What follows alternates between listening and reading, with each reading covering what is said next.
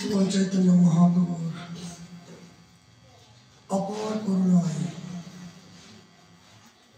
শ্রীবৃন্দাবন মুকুটমণি রাধাকুণ্ড তটস্থ শ্রী শ্রী রাধা মদন মোহন যে চরণ প্রান্তে নিতাই গৌরের সীতানাথের প্রসন্নতার জন্য মদীয় গুরু মহারাজ রাধাকুণ্ড আশ্রয়ী পরম বিরক্ত পরম পূজনীয় শ্রী প্রাণকৃষ্ণদাস বাবাজি মহারাজের আদেশ ক্রমে আমাদের এখানে নিত্য নৈমিত্তিক হরিকথার আয়োজন।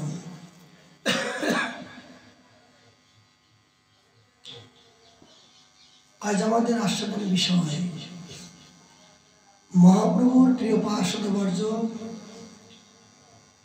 শ্রীকৃষ্ণদাস কবিরাজ বিরচিত চৈতন্য চরিতামৃত মহাগ্রন্থ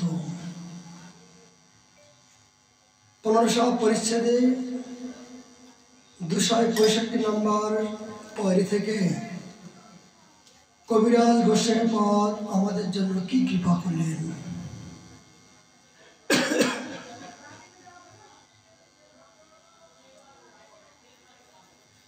তার পূর্বে আমরা নিত্য নৈমিত্তিক বৃন্দাবন মৈরামের থেকে প্রমানন্দ দাস সরস্বতী পদের কৃপামৃত স্বরূপ একটি শ্লোক আমরা আস্বাদন করার জন্য প্রিয়সী।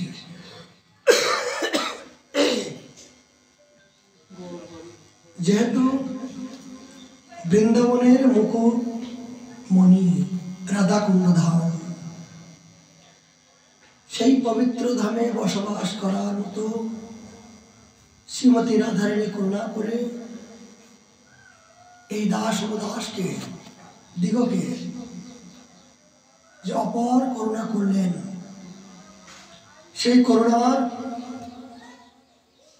আমরা কেমন করে নেব, সেই করুণাগুলো কেমন করে উপলব্ধি করব, সেই করুণাগুলো কেমন করে ধারণ করব, এই জন্য আমাদের এই বৃন্দাবন ময়নামৃত শ্রবণাম আস্বাদনাম অতীব প্রয়োজনীয়। কেননা এই জাতীয় মহাগ্রন্থ আস্বাদন না করা পর্যন্ত আমাদের ব্রজের সেই রাগ অনুরাগা ভজন সম্বন্ধীয় আমরা সেই অনুভবের ভিতরে প্রবেশ করতে পারব না। এই সরস্বতী পাদ শ্রীমতী রাধারানীর কিঙ্করী নিজ বান্ধব, তিনি স্বয়ং যুগল কিশোরকে সেবা করতে গেলে কোন জাতীয় তার ভাবনা হওয়া উচিত, তিনি নিজেই এই জাতীয় ভাবনা আচরণ করিয়েছেন করে আজ জগতে এই কলিহত জীবের জন্য সেই কৃপা সেবামৃত আমাদেরকে দান করার জন্য তার কথামৃত স্বরূপ কৃপামৃত স্বরূপ এই বৃন্দাবন মহামৃত।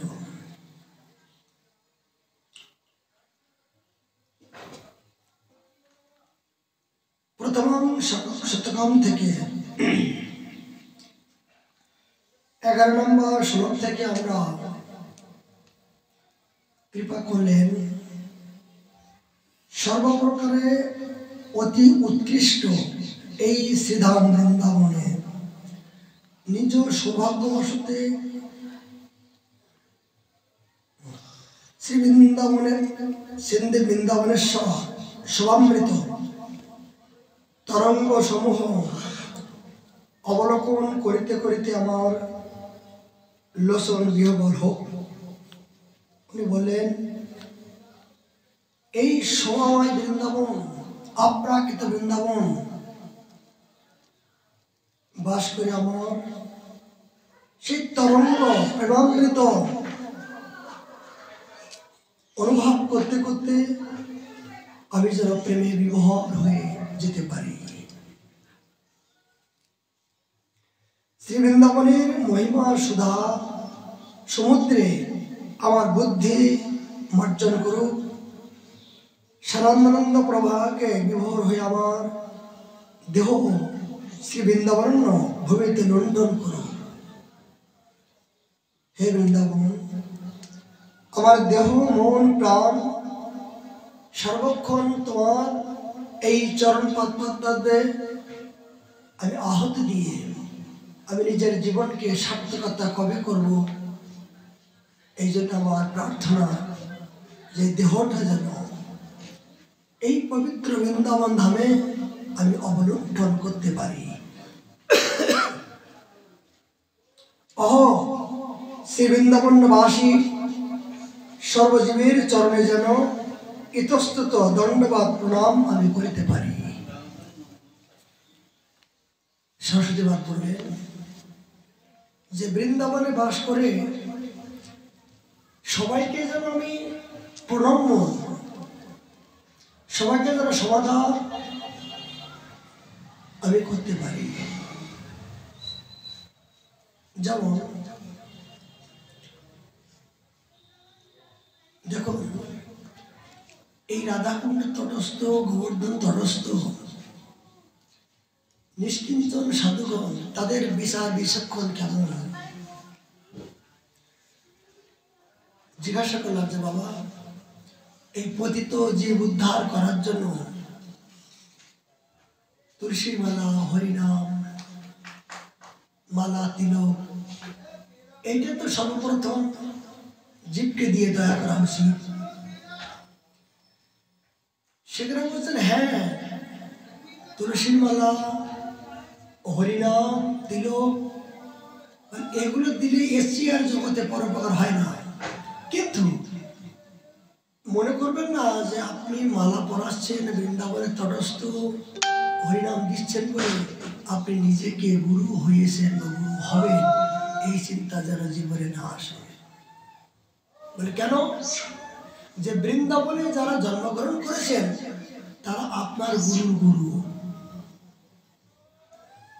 তারা আপনার গুরুর গুরু না হলে, শ্রী ভগবানের নিজজন না হলে আর জন্মসূত্রে তারা এই পবিত্র ভূমিতে বসবাস করতে পারেন না। তাদের গলায় যে মালা নাই, তিলক নাই, এটাও একটা লীলা চলছে, এটাও প্রভাবৃন্দাবনের লীলাভূমি, এটাও লীলা রাজ্য, লীলা চলছে। কখন কোন ভাবে কিভাবে লীলা করছে আপনার সেটা ধারণ করার ক্ষমতা নাই। উনি বলছেন কোন গুরুদেব যদি ব্রজের বাইরে থাকেন, দেখুন অনুভব কেমন, যে অনেক ব্রজের বাইরে অনেক গুরুদেব আছেন। অনেকে বলেন তোমরা ব্রজে চিরকাল না করি বাস, কিন্তু আপনার যদি বৃন্দাবন ভালো লাগে, বাস করার ইচ্ছা হয়, গুরুদেব যদি মারাও করে, তাহলে কি মনে করতে হবে যে গুরুদেব আমাকে মানা করছে বটে, কিন্তু এর কারণ হলো যে আমার তিনি কল্যাণ করার জন্য তিনি আমাকে মানা করছেন। গুরুদেবের কোনো দোষ নয়, মানে গুরুদেবের কথা অমান্য করেও যদি কেউ যদি বৃন্দাবনে বাস করে, মানে তার বিনিময়ে লঙ্ঘন করে, শিষ্য যদি গুরুদেবের কথা লঙ্ঘন করেও যদি পবিত্র বৃন্দাবনে বাস করে, তাহলে এই কৃপামৃত গুরুদেব ওখানে বসেও পাওয়ার সুযোগ সম্ভাবনা আছে। গুরুদেব যদি মানাও করে বৃন্দাবনে বাস করতে, আর গুরুদেবের কথা অমান্য করেও যদি কেউ বৃন্দাবনে বসে ভজন করে, তাহলে এতে কোনো অপরাধ হয় না। বঞ্চ এই বৃন্দাবন ভূমির যে তপস্যা, সেই তপস্যা শ্রী গুরুদেব ওখানে বসে পাবেই পাবে। কেন? স্থানের মহিমা। বসে আপনি যাকে তুলসী মালা পরালেন, এই যে তুলসী মালা পরানোর পরে যদি প্রসন্ন হয়ে যদি আনন্দ সহকারে তুলসী মালা পরেন, মনে করলেন আপনাকে ব্রজবাসী করে কৃপা করলো। আপনি তাকে কৃপা করলেন না, আপনি তাকে উদ্ধার করলেন না, আপনি তার গুরু হতে যান না, বঞ্চ আপনাকে কৃপা করার জন্য এই তুলসী মালা ধারণ করে এই হাস্যোজ্জ্বল মুখ দিয়ে আনন্দ দিয়ে আপনাকে কৃপা বর্ষণ করলেন। কত গভীরতা তাদের চিন্তা চেতনা। মানে নিজেকে ধন্যতা, নিজেকে পাওয়ার জন্য আশা করো, দেওয়ার জন্য আশা করো না। বৃন্দাবন ধামে যারা জন্মগ্রহণ করেছেন তারা জন্মসূত্রেই তারা ঈশ্বরকে দেওয়ান। আমি কোন ছাড়? যারা জন্মসূত্রে পবিত্র ভূমিতে যারা জন্মগ্রহণ করেছেন তারা নিতান্ত রাধারানী নির্জন হয়ে এখানে জন্মগ্রহণ করছেন। আর আমি দুদিন পর সার হয়ে যদি আমি তাদেরকে অবজ্ঞা করি, ধিক্কার করি, তাহলে আমার মতো নিকৃষ্ট জগৎ আছে। খবরদার, কোনো ক্রমে ভাবে, কোনো অবস্থায় এই বৃন্দাবনে বাসীকে যেন কোনো ক্রমে নিন্দা এই মনোবৃত্তি না আসে। বলে কি হবে? যে ব্রজবাসীর কৃপা ছাড়া ব্রজ প্রেম কভু না মেলে। আমার গুরু মহারাজ এটাই বলে যে বৃন্দাবনে যদি বাস করতে চাও, রাধারানীর যদি কৃপা নিতে চাও, তাহলে ব্রজবাসী যদি আপনার প্রতি প্রসন্ন হয়, ব্রজবাসী যদি আপনার প্রতি প্রসন্ন হয় এবং ব্রজবাসীর গালাগালি যদি আপনি সহ্য করতে পারেন, আর ব্রজবাসী গালাগালি যদি আপনি কৃপামৃত বলে যদি আপনি ধরতে পারেন, তাহলে মনে করলেন আমার বৃন্দাবনের সঙ্গে আমাকে কৃপা করছে। কেন? যে ব্রজবাসী যখন গালাগালি দেয়, সেই গালাগালির ভিতরে তাদের মাতৃভাষা, এটা কৃপামৃত। এইটা যদি আমি অন্যভাবে মনে করি যে আমাকে গালাগালি দিল এত বড়, আমি আরো বেশি গালাগালি দেবো, তাহলে কিন্তু উল্টো প্রতিক্রিয়া হয়ে গেল। এই জন্য বৃন্দাবনে বাস করা বড় কঠিন, হিসাব করে বাস করতে হবে। যদি বাস করতে গেলে যদি বাসের মতন বাস না হয়, তাহলে কিন্তু আপনি কৃপামৃত পাবেন না। এই জন্য এখানে সঠিক বলছেন, বৃন্দাবনবাসী সর্বজীবের চরণে যার ইতস্তুত দণ্ডবাদ প্রণাম করিতে পারি, তাদের যেন কোনোদিনের জন্য দোষ নিন্দা আমার ভিতরে না আসে, সব প্রণাম্য। আরেকটা কথা, যেমন বৃন্দাবন থেকে অনেক ব্রজবাসীগণ, অনেক ভক্ত প্রভাগণ, বাবাজি মহারাজগণ বৃন্দাবনের বাইরে প্রচার করতে যাচ্ছেন জীব উদ্ধার করার জন্য। আপনি বৃন্দাবনে ভজন করছেন বা বৃন্দাবন পড়ে আসেন, আপনার বাইরে যাওয়ার মতন সামর্থ্য নাই, মন ভালো লাগে না। কিন্তু যারা বৃন্দাবনের বাইরে প্রচার করতে যাচ্ছেন তাদেরকে যেন কোনোদিন নিন্দা না করা হয়। কেন?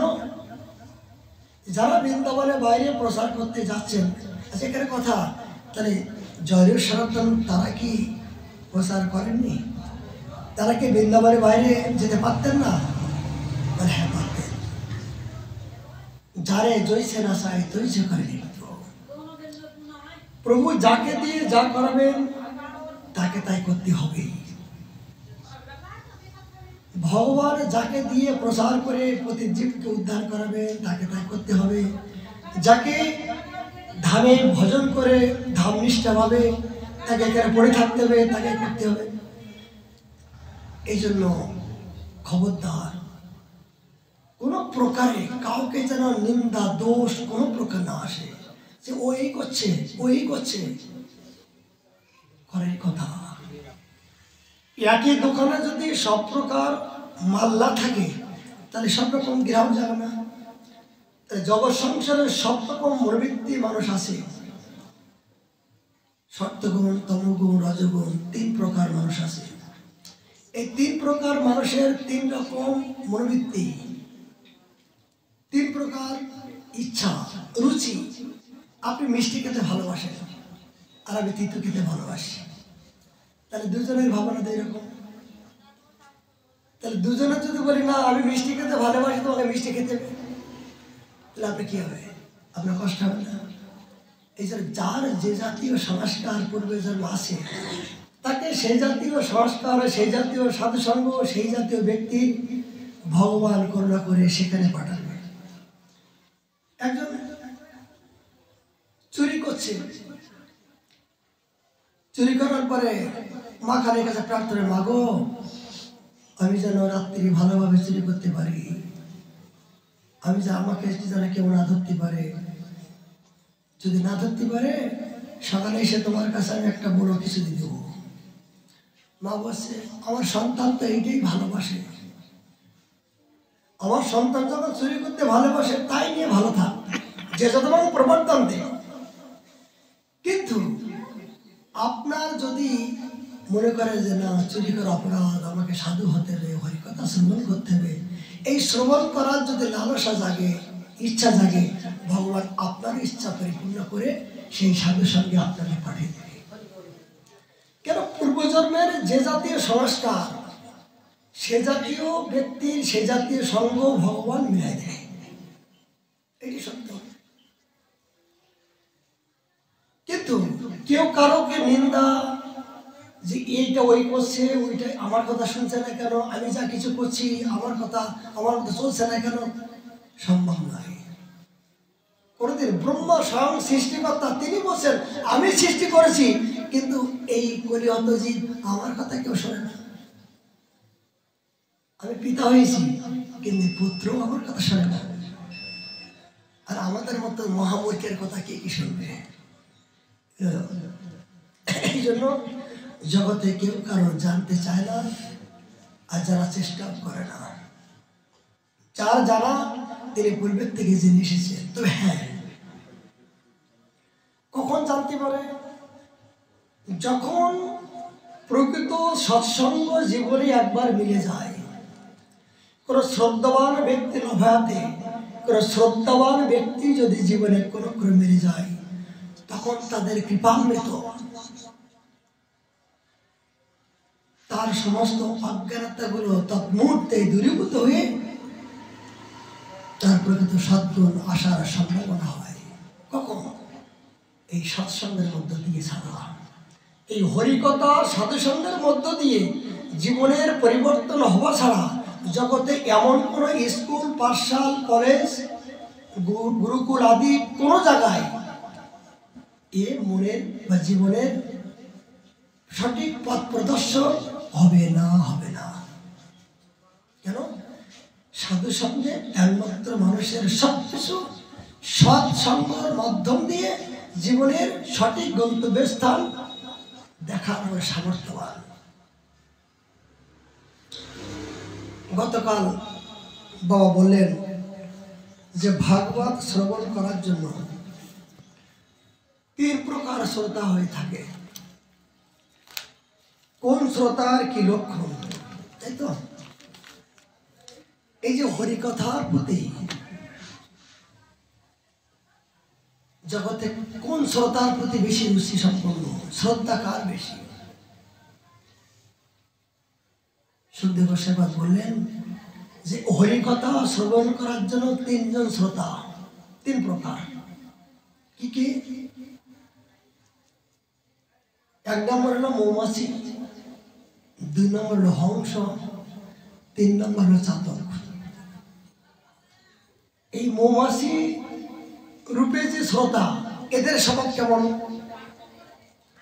এদের স্বভাব যে মৌমাছি যেমন বিভিন্ন ফুল থেকে মধু সংগ্রহ করে এক জায়গায় সঞ্চয় করেন,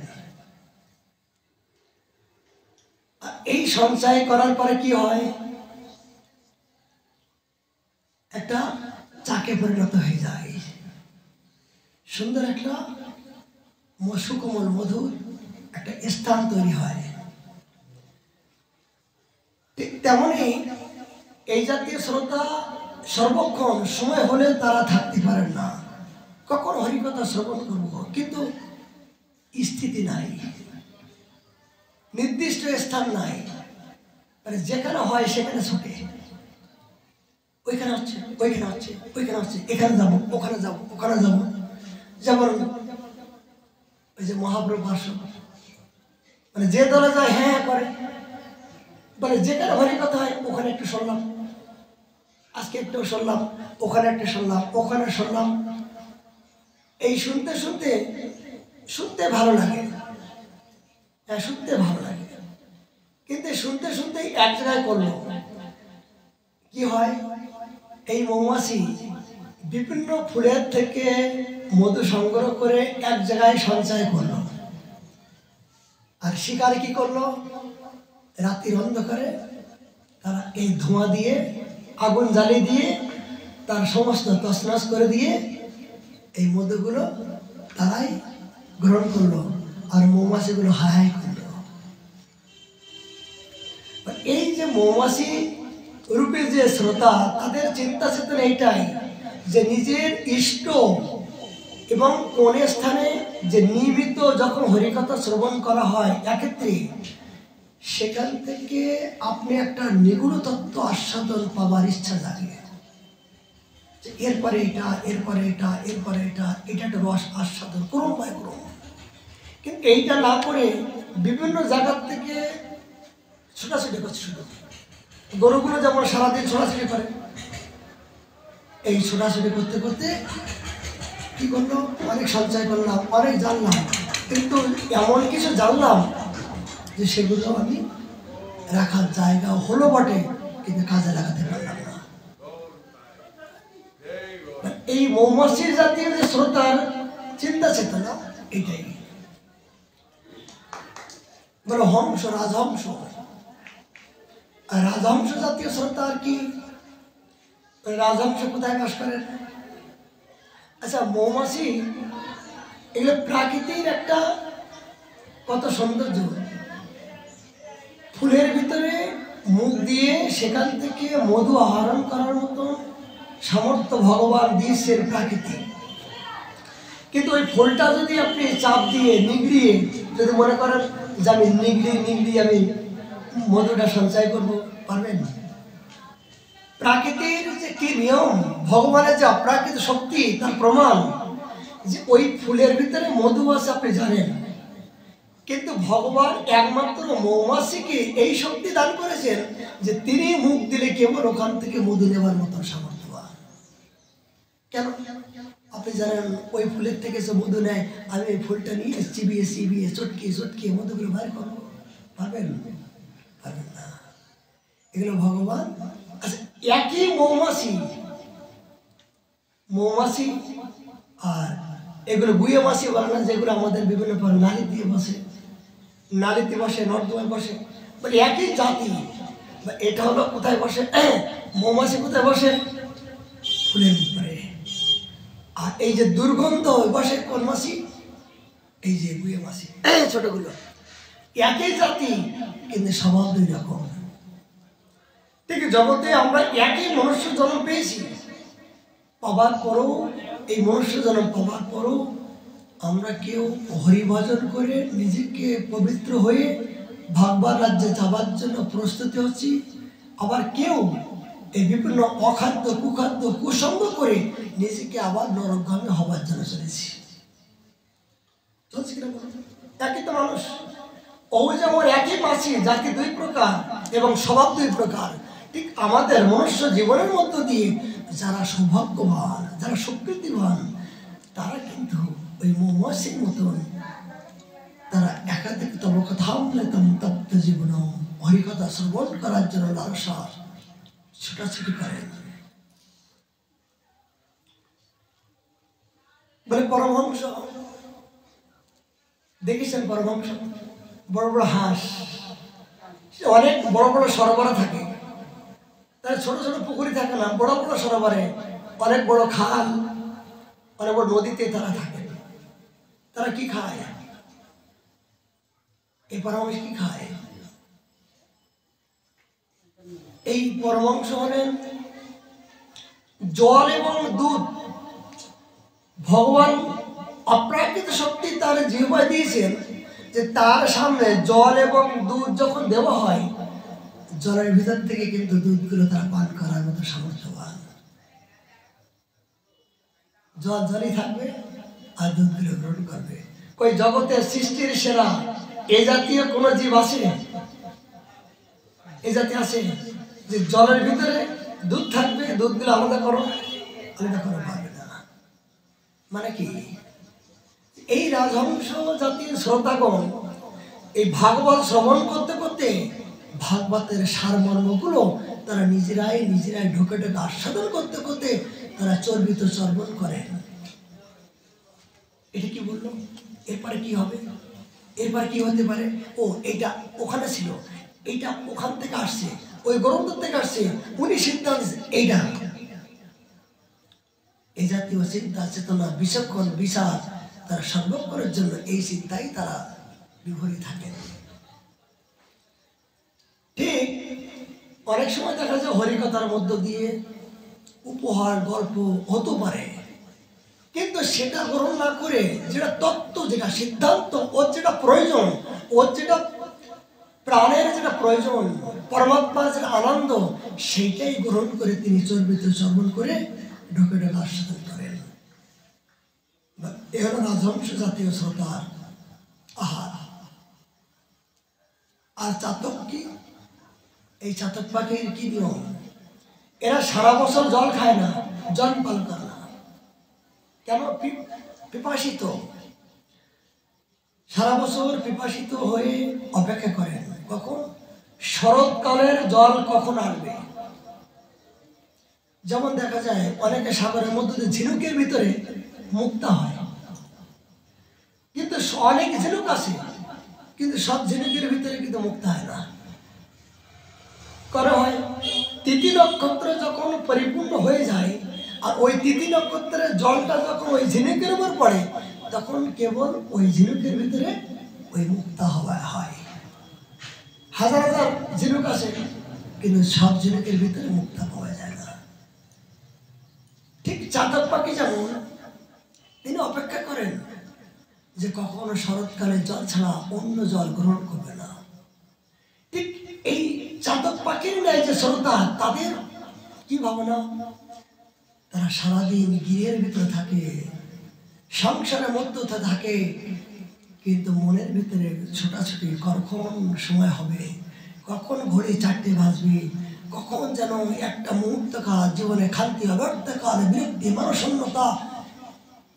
একটাই ইচ্ছা যে কেমন করে এই মনুষ্য জগৎকে আমি সার্থকতা করব। আমি সংসারে কর্তব্য কর্ম পালন করছি বটে, কিন্তু এটা আমার প্রকৃত কর্তব্য নয়, এটা আমার প্রকৃত আমার উদ্দেশ্য নয়। আমার উদ্দেশ্য আমি কেমন করে হরিভজন করে এই মনুষ্য জন্ম সার্থকতা করব। তিনি একটাই উদ্দেশ্য। চাতক পাখি যেমন শরৎকালে জল ছাড়া অন্য কোনো জল আসলেও তারা মুখ দেয় না, ঠিক এই চাতক জাতীয় ভক্ত তাদের উদ্দেশ্য একটাই যে আমি আমার এই মনুষ্য জীবন অনেক কষ্ট করে পেয়েছি, অনেক রতন ধন পেলাম, এই জনমটা যেন আর বিফলে না যায়। আমি এই মুহূর্তে থেকে আমাকে সংকল্পিত জীবন সংকল্প নিয়ে গুরুদেবের অনুগত্য নিয়ে আমি ভজন কেমন করে করব, কেমন করে আমি আমার সাধ্য সাধন বস্তু অবলম্বন করব, কেমন করে আমি আমার শ্রীহরির প্রসন্নতা করব, কেমন করে আমার গুরুদেবের আজ্ঞা পালন করব, সর্বক্ষণ তার ভিতরে একটাই চিন্তা, একটাই চিন্তা যে কেমন করে সেবা পাবো, প্রাণ জড়াবো, সখী গণের সখী হব। বলে আমার দেহটা আছে, কিন্তু মনটা যেন গোবিন্দ সামনে থাকে। যেমন পতিব্রত রমণী, পতিব্রত রমণী তিনি তার স্বামী দেবতা আছে, কিন্তু পরপতির সাথে তার মনে মনে প্রীতি আছে। একজন পতিব্রত রমণী, তার স্বামী আছে, কিন্তু স্বামী থাকার পরও অপর পতির সাথে মনে মনে একটা প্রীতি আছে। এখানে ভাগবত সিদ্ধান্ত দিচ্ছেন নিজের স্বামীকে দেহরক্ষা শ্রবণ করুন। খুব গুরুত্বপূর্ণ একটা পয়েন্ট চলে আসছে। আসুন বাবা।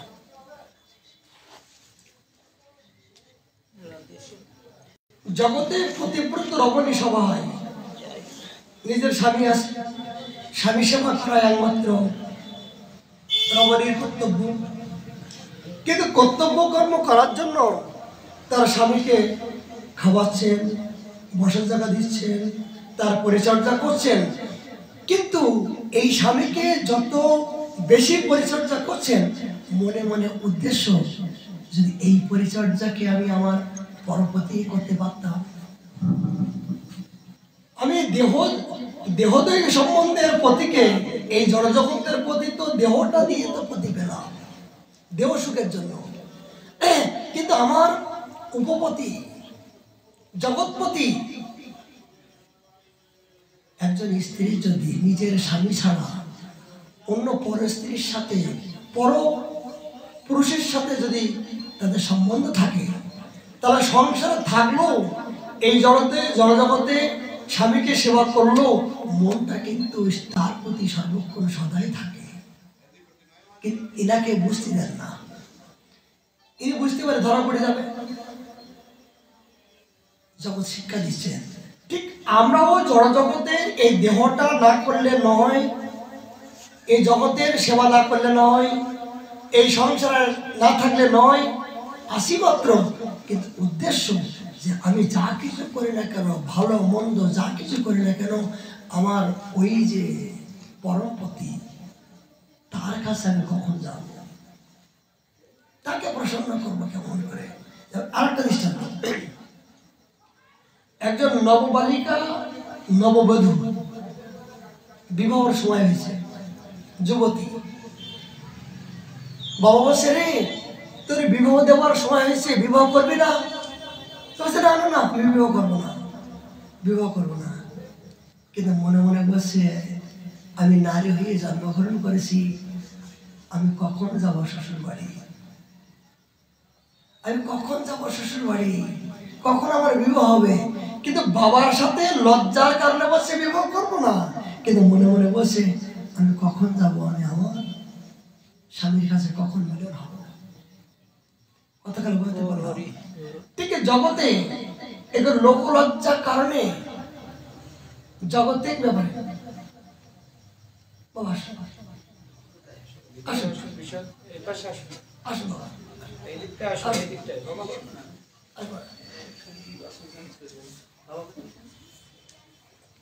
বাবা তো পোশাক পেয়ে চলে গেলেন, চলে এখন রাধা বেরোতে আমাদের কীর্তন চলছে, রাধা বেরোন মন্দিরে ওখানে আছে, এই কেমন পোশাক পেয়ে চলে গেল এখান থেকে।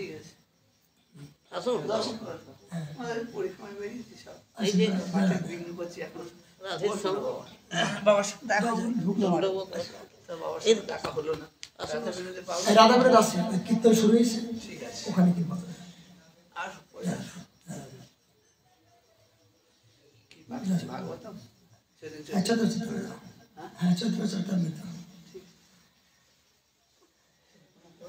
এই জন্য শাস্ত্রকার এই দৃষ্টান্ত দিচ্ছেন যে একজন যুবতী তার বিবাহ অবশ্য হবে, কিন্তু লোকলজ্জার কারণে তিনি বলতে পারছেন না, কিন্তু মনে মনে বলছেন কখন আমি মিলন হব, কখন আমি আমার নিজজনের সাথে মিলন হব। ঠিক জগতে আমরা আসি দেহ সুখের জন্য, সংসার আসি বটে, এগুলো না করলে নয়, না থাকলে নয়, আসি মাত্র উপলক্ষ মাত্র, কিন্তু উদ্দেশ্য থাকবে আমি আমার নিজ পতির সাথে কখনো সম্বন্ধ হব, আমি আমার নিজের বাড়ি কখন ফিরে যাব, পরের বাড়িতে আমি সারা জীবন থাকতে পারবো না। এগুলো আমি ক্ষণেকের জন্য এসেছি আর ক্ষণেকের জন্য পেয়েছি, আর এখানে রেখে চলে যেতে হবে, এগুলো ক্ষণস্থায়ী। আমার স্থায়ী যে এক জায়গায় নির্দিষ্ট স্থান আছে, গুরুদেব করুণা করে আমাকে নির্ধারণ করে সেই ঠিকানা নির্ধারণ করে দিয়েছেন, হরি বলবো আর মদন মোহন হেরিব, এই না রূপে ব্রজের পথে চলবো গো, যাবো গো ব্রজেন্দ্রপুর, হব গো গোপিকার নূপুর। এই গোপিকার নূপুর হলো আমাদের গন্তব্যস্থান, প্রকৃত গন্তব্যস্থান। বৃন্দাবনে শ্রী গোপিকার চরণের উপর হয়ে রুণজন হয়ে ব্রজভূমির এই ভূমিতে কখন আমি গড়াগড়ি দিয়ে এই মনুষ্য জন্ম সার্থকতা করবো, গুরুদেব করুণা করে আপনাকে কিন্তু এই ঠিকানা দিয়ে দিয়েছেন। মনে করবেন না যে সংসারের মধ্য দিয়ে, জগতের মধ্য দিয়ে সারা জীবন আমি থাকতে পারবো, নয়, এগুলো আপনার প্রকৃত ঠিকানা নয়, এগুলো ক্ষণস্থায়ী। যেমন একজনের বাড়িতে ভাড়া আছেন 2 বছরের জন্য, এই 2 বছর অবতীর্ণ হলে কিন্তু আপনাকে বলবে বাবা 2 বছর অবতীর্ণ হয়ে গেছে, চলে যাও। ঠিক এই জগতে আমরা নির্দিষ্ট ভাড়া স্বরূপ, কর্মচারী স্বরূপ, জগতে চাকর স্বরূপ আমরা জগতে এসেছি, আছি। যখন আমার চাকরির পরিপূর্ণ শেষ হয়ে যাবে, তখন কিন্তু আপনাকে এখান থেকে বাড়ি বার করে যাও, এখান থেকে চলে যাও। কোথায় যেতে হবে? তখন কিন্তু তোমার নির্দিষ্ট বাড়ি যেতে হবে। সেই বাড়ি কোথায়? সেই একমাত্র বাড়ি হলো বৃন্দাবন। জীবের একমাত্র বাস কোথায়? মহাপ্রভু সনাতন বললেন, জীবের একমাত্র বাস কোথায়? বৃন্দাবন। সত্য কিনা? জীবের একমাত্র কোথায় স্থান? বৃন্দাবন। শুধু মহাপ্রভু বলে নাই, শ্রী গুরুদেব করুণা করে যখন যাদেরকে প্রণালী হয়েছেন, গুরু পরম্পরা হয়েছেন, এই গুরু পরম্পরা প্রণালীর মধ্য দিয়ে আপনাকে নির্দিষ্ট বাড়ি নির্ধারণ করে দিয়েছেন। কোথায়? যে তোমার বাড়ি যাবটে, তোমার বাড়ি নন্দীশ্বর। বলে নন্দীশ্বর যদি তোমার বাড়ি নির্ধারণ করে, তাহলে তুমি এখন কলকাতা আছো কি জন্য? এখন বহুদেশ আছে কি জন্য? আমি তো আমার পেট পরিচালনা করার জন্য, দেহ পরিচালনা করার জন্য, কর্তব্য কর্মের জন্য, আমার দুর্ভাগ্যবশতে আমি এখানে পড়ে আসি। কিন্তু তোমার নিজের বাড়ি যাওয়ার কি এখনো চিন্তা নাই? মানে যাবো, সময় হলে যাবো। কখন সময় হবে? বলে মাথায় চুল পাকুক, একটু বুড়ো হই, তখন যাবো। মানে তখন তো তুমি আর সময় থাকবে না। মাথায় চুল পাকলে, দাঁত পড়ে গেলে, তখন হরি বলতে যে হরি বলবা, সেটা তুমি জানো। এই জন্য মনে রাখুন যে চাতক পাখি যেমন সর্বক্ষণের জন্য, যে তার সামনে অনেক প্রকার জল আসে, সরোবর আছে, নদী আছে, খাল বিল, কত রকম জল আছে, তিনি আস্বাদন করেন না। তিনি একমাত্র উদ্দেশ্য শরৎকালের জল কখন তার হবে, তখন তিনি পিপাসিত হবে। এই জাতীয় শ্রোতা যে যতক্ষণ হরিকথা তার কানে না, যেন আমার গুরু মহারাজ, তার একটাই সংকল্পিত, তার নিত্য নিয়ম ঘড়ি না থাকলেও তার ভিতরে যেন ভগবান ঘড়ির কাঁটা সেটি করে দিয়েছেন। সময় হলে যেন তিনি আর থাকতে পারে না। তাকে শরীরটা হঠাৎ খারাপ, ঠান্ডার সময়, বাবা আপনি বিশ্রাম করুন, কম্বল টম্বল দিয়ে খুব ভালো করে খুব আরাম করে দিলাম, আচ্ছা কিছু বলছেন না। কিন্তু যখন সময় হলো, তখন সব কিছু একবার চাপ, কোথায় কম্বল, কোথায় দেবসু, কোথায় ইয়ে, সব এটা বলে চপ চপ বলে ছুটলো। কোথায়? কুণ্ডে যাবো স্নান করতে এই ঠান্ডার সময়। লোকে ঠান্ডায় বাঁচছে না, বরফ পড়ছে, ওনাকে যাতে ঠান্ডার জন্য চান করাবো না বলে কম্বল দিয়ে ঢেকে রাখা হলো। কিন্তু সময় যখন হলো, তখন কে কার ঠান্ডা, কে কার কথা শোনে? তোরা যখন আমার গুরু হবি, তখন বুঝতে পারবি, আমার কথা শুনবি। কেন সাধকের তো এই দেহটা তো সাধকের নয়, অনেক তো দেহ হয়।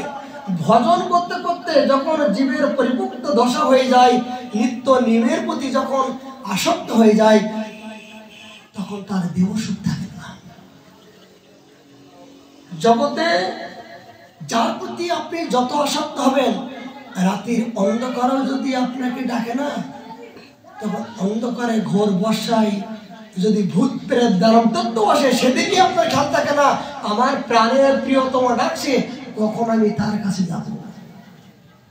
আসক্তি আমরা জিনিস, জগতের প্রীতি, যে আমার প্রাণের মানুষ যখন ডাকে, তাই রাত্রেও ডাকতে পারে, দুপুরেও ডাকতে পারে, যে কোনো মুহূর্তে ডাকতে পারে।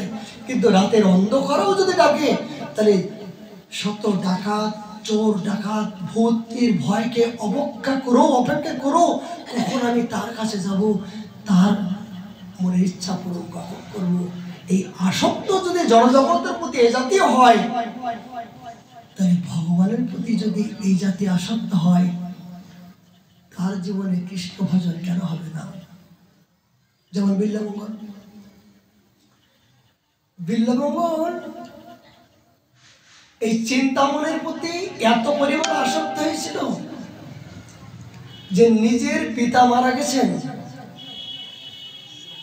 শ্রাদ্ধ কর্মের জন্য বিভিন্ন প্রকার ব্রাহ্মণাদি অপেক্ষা করছেন, কিন্তু চিন্তামনের জন্য তার আসক্ত মনটা ছটফট করছে। নিজের পিতার কর্ম ত্যাগ করে অনেক বড় নদী পার হতে হয় যেতে গেলে, কিন্তু একটা মৃত লাশ ভেসে আসছে। কিন্তু মৃত লাশ দেখছে না, মনে করছে ও চিন্তামণি আমার জন্য বোধহয় কলার ভেলা আমার জন্য পাঠিয়ে দিয়েছে। আসক্ত যখন হয়ে যায়, যখন একবার কারো শ্রদ্ধা হয়ে যায়, তখন তার কি অবস্থা হয়, কি দশা হয়, দেহাবেশ থাকে না। বিল্লামঙ্গলকে দিয়ে আমাদের জগৎ শিক্ষার বিষয়। তিনি মৃত দেহ না মনে করে, কলার ভেলা মনে করে তিনি পার হয়ে গেলেন। এমনকি যে উপরে উঠতে গেলে কেমন করবে, ঝুমঝুম বর্ষা হচ্ছে, গভীর অন্ধকারে একটা সাপ লম্বা সাপ ছিল, ওই সাপের ল্যাজকে ধরে তিনি উপরে উঠলেন। চিন্তা মনে বললেন, তুমি এই গভীর রাত্রি কেমন করে আসলে? বলে, কেন? তুমি তো আমার জন্য কলার ভেলা পাঠিয়ে দিয়েছ, আমি যাতে তোমার কাছে তাড়াতাড়ি আসতে পারি, তোমার মনোবাঞ্ছা পূরণ করতে পারি, এই জন্য তুমি তো আমার জন্য কলার ভেলা। তাহলে কোথায়? বলে, দেখো এই তো বেশি যাচ্ছে। চিন্তা মনে অবাক হয়ে গেলে, বলে, তুমি এই রাত্রে এই দোতারার উপর কেমন করলে? বলে, কেন?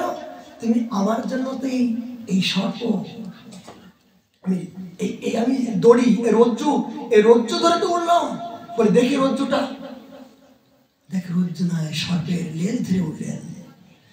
চিন্তা করে অবাক হয়ে গেলেন, বিল্লমঙ্গল, তুমি এই যে সামান্য দেহের প্রতি, এই রক্ত মাংসের প্রতি, পচা দুর্গন্ধের প্রতি তুমি যে আসক্ত হয়ে তোমার মনটা ঐকান্তিক করেছো, এই মনটা যদি আরেকজন আমার চেয়ে জগতে পরম ভক্তবাসী, যার পেলে, যাকে দর্শন করলে জগতে আর কারোকে দর্শন করতে ইচ্ছা হয় না, তাকে যদি একবার তুমি দর্শন করতে পারতে না, তাহলে তুমি এসছেও আরো আনন্দ পেতে। এই বিল্লামঙ্গলের জীবনে পরিবর্তন হয়ে গেল। জগতে তোমার চেয়ে অপরূপ সুন্দরী কি আর কেউ আসে? আর কোন ব্যক্তি আসে যে তোমার চেয়ে এত বড় দয়ালু? বলে, আসে বই কি?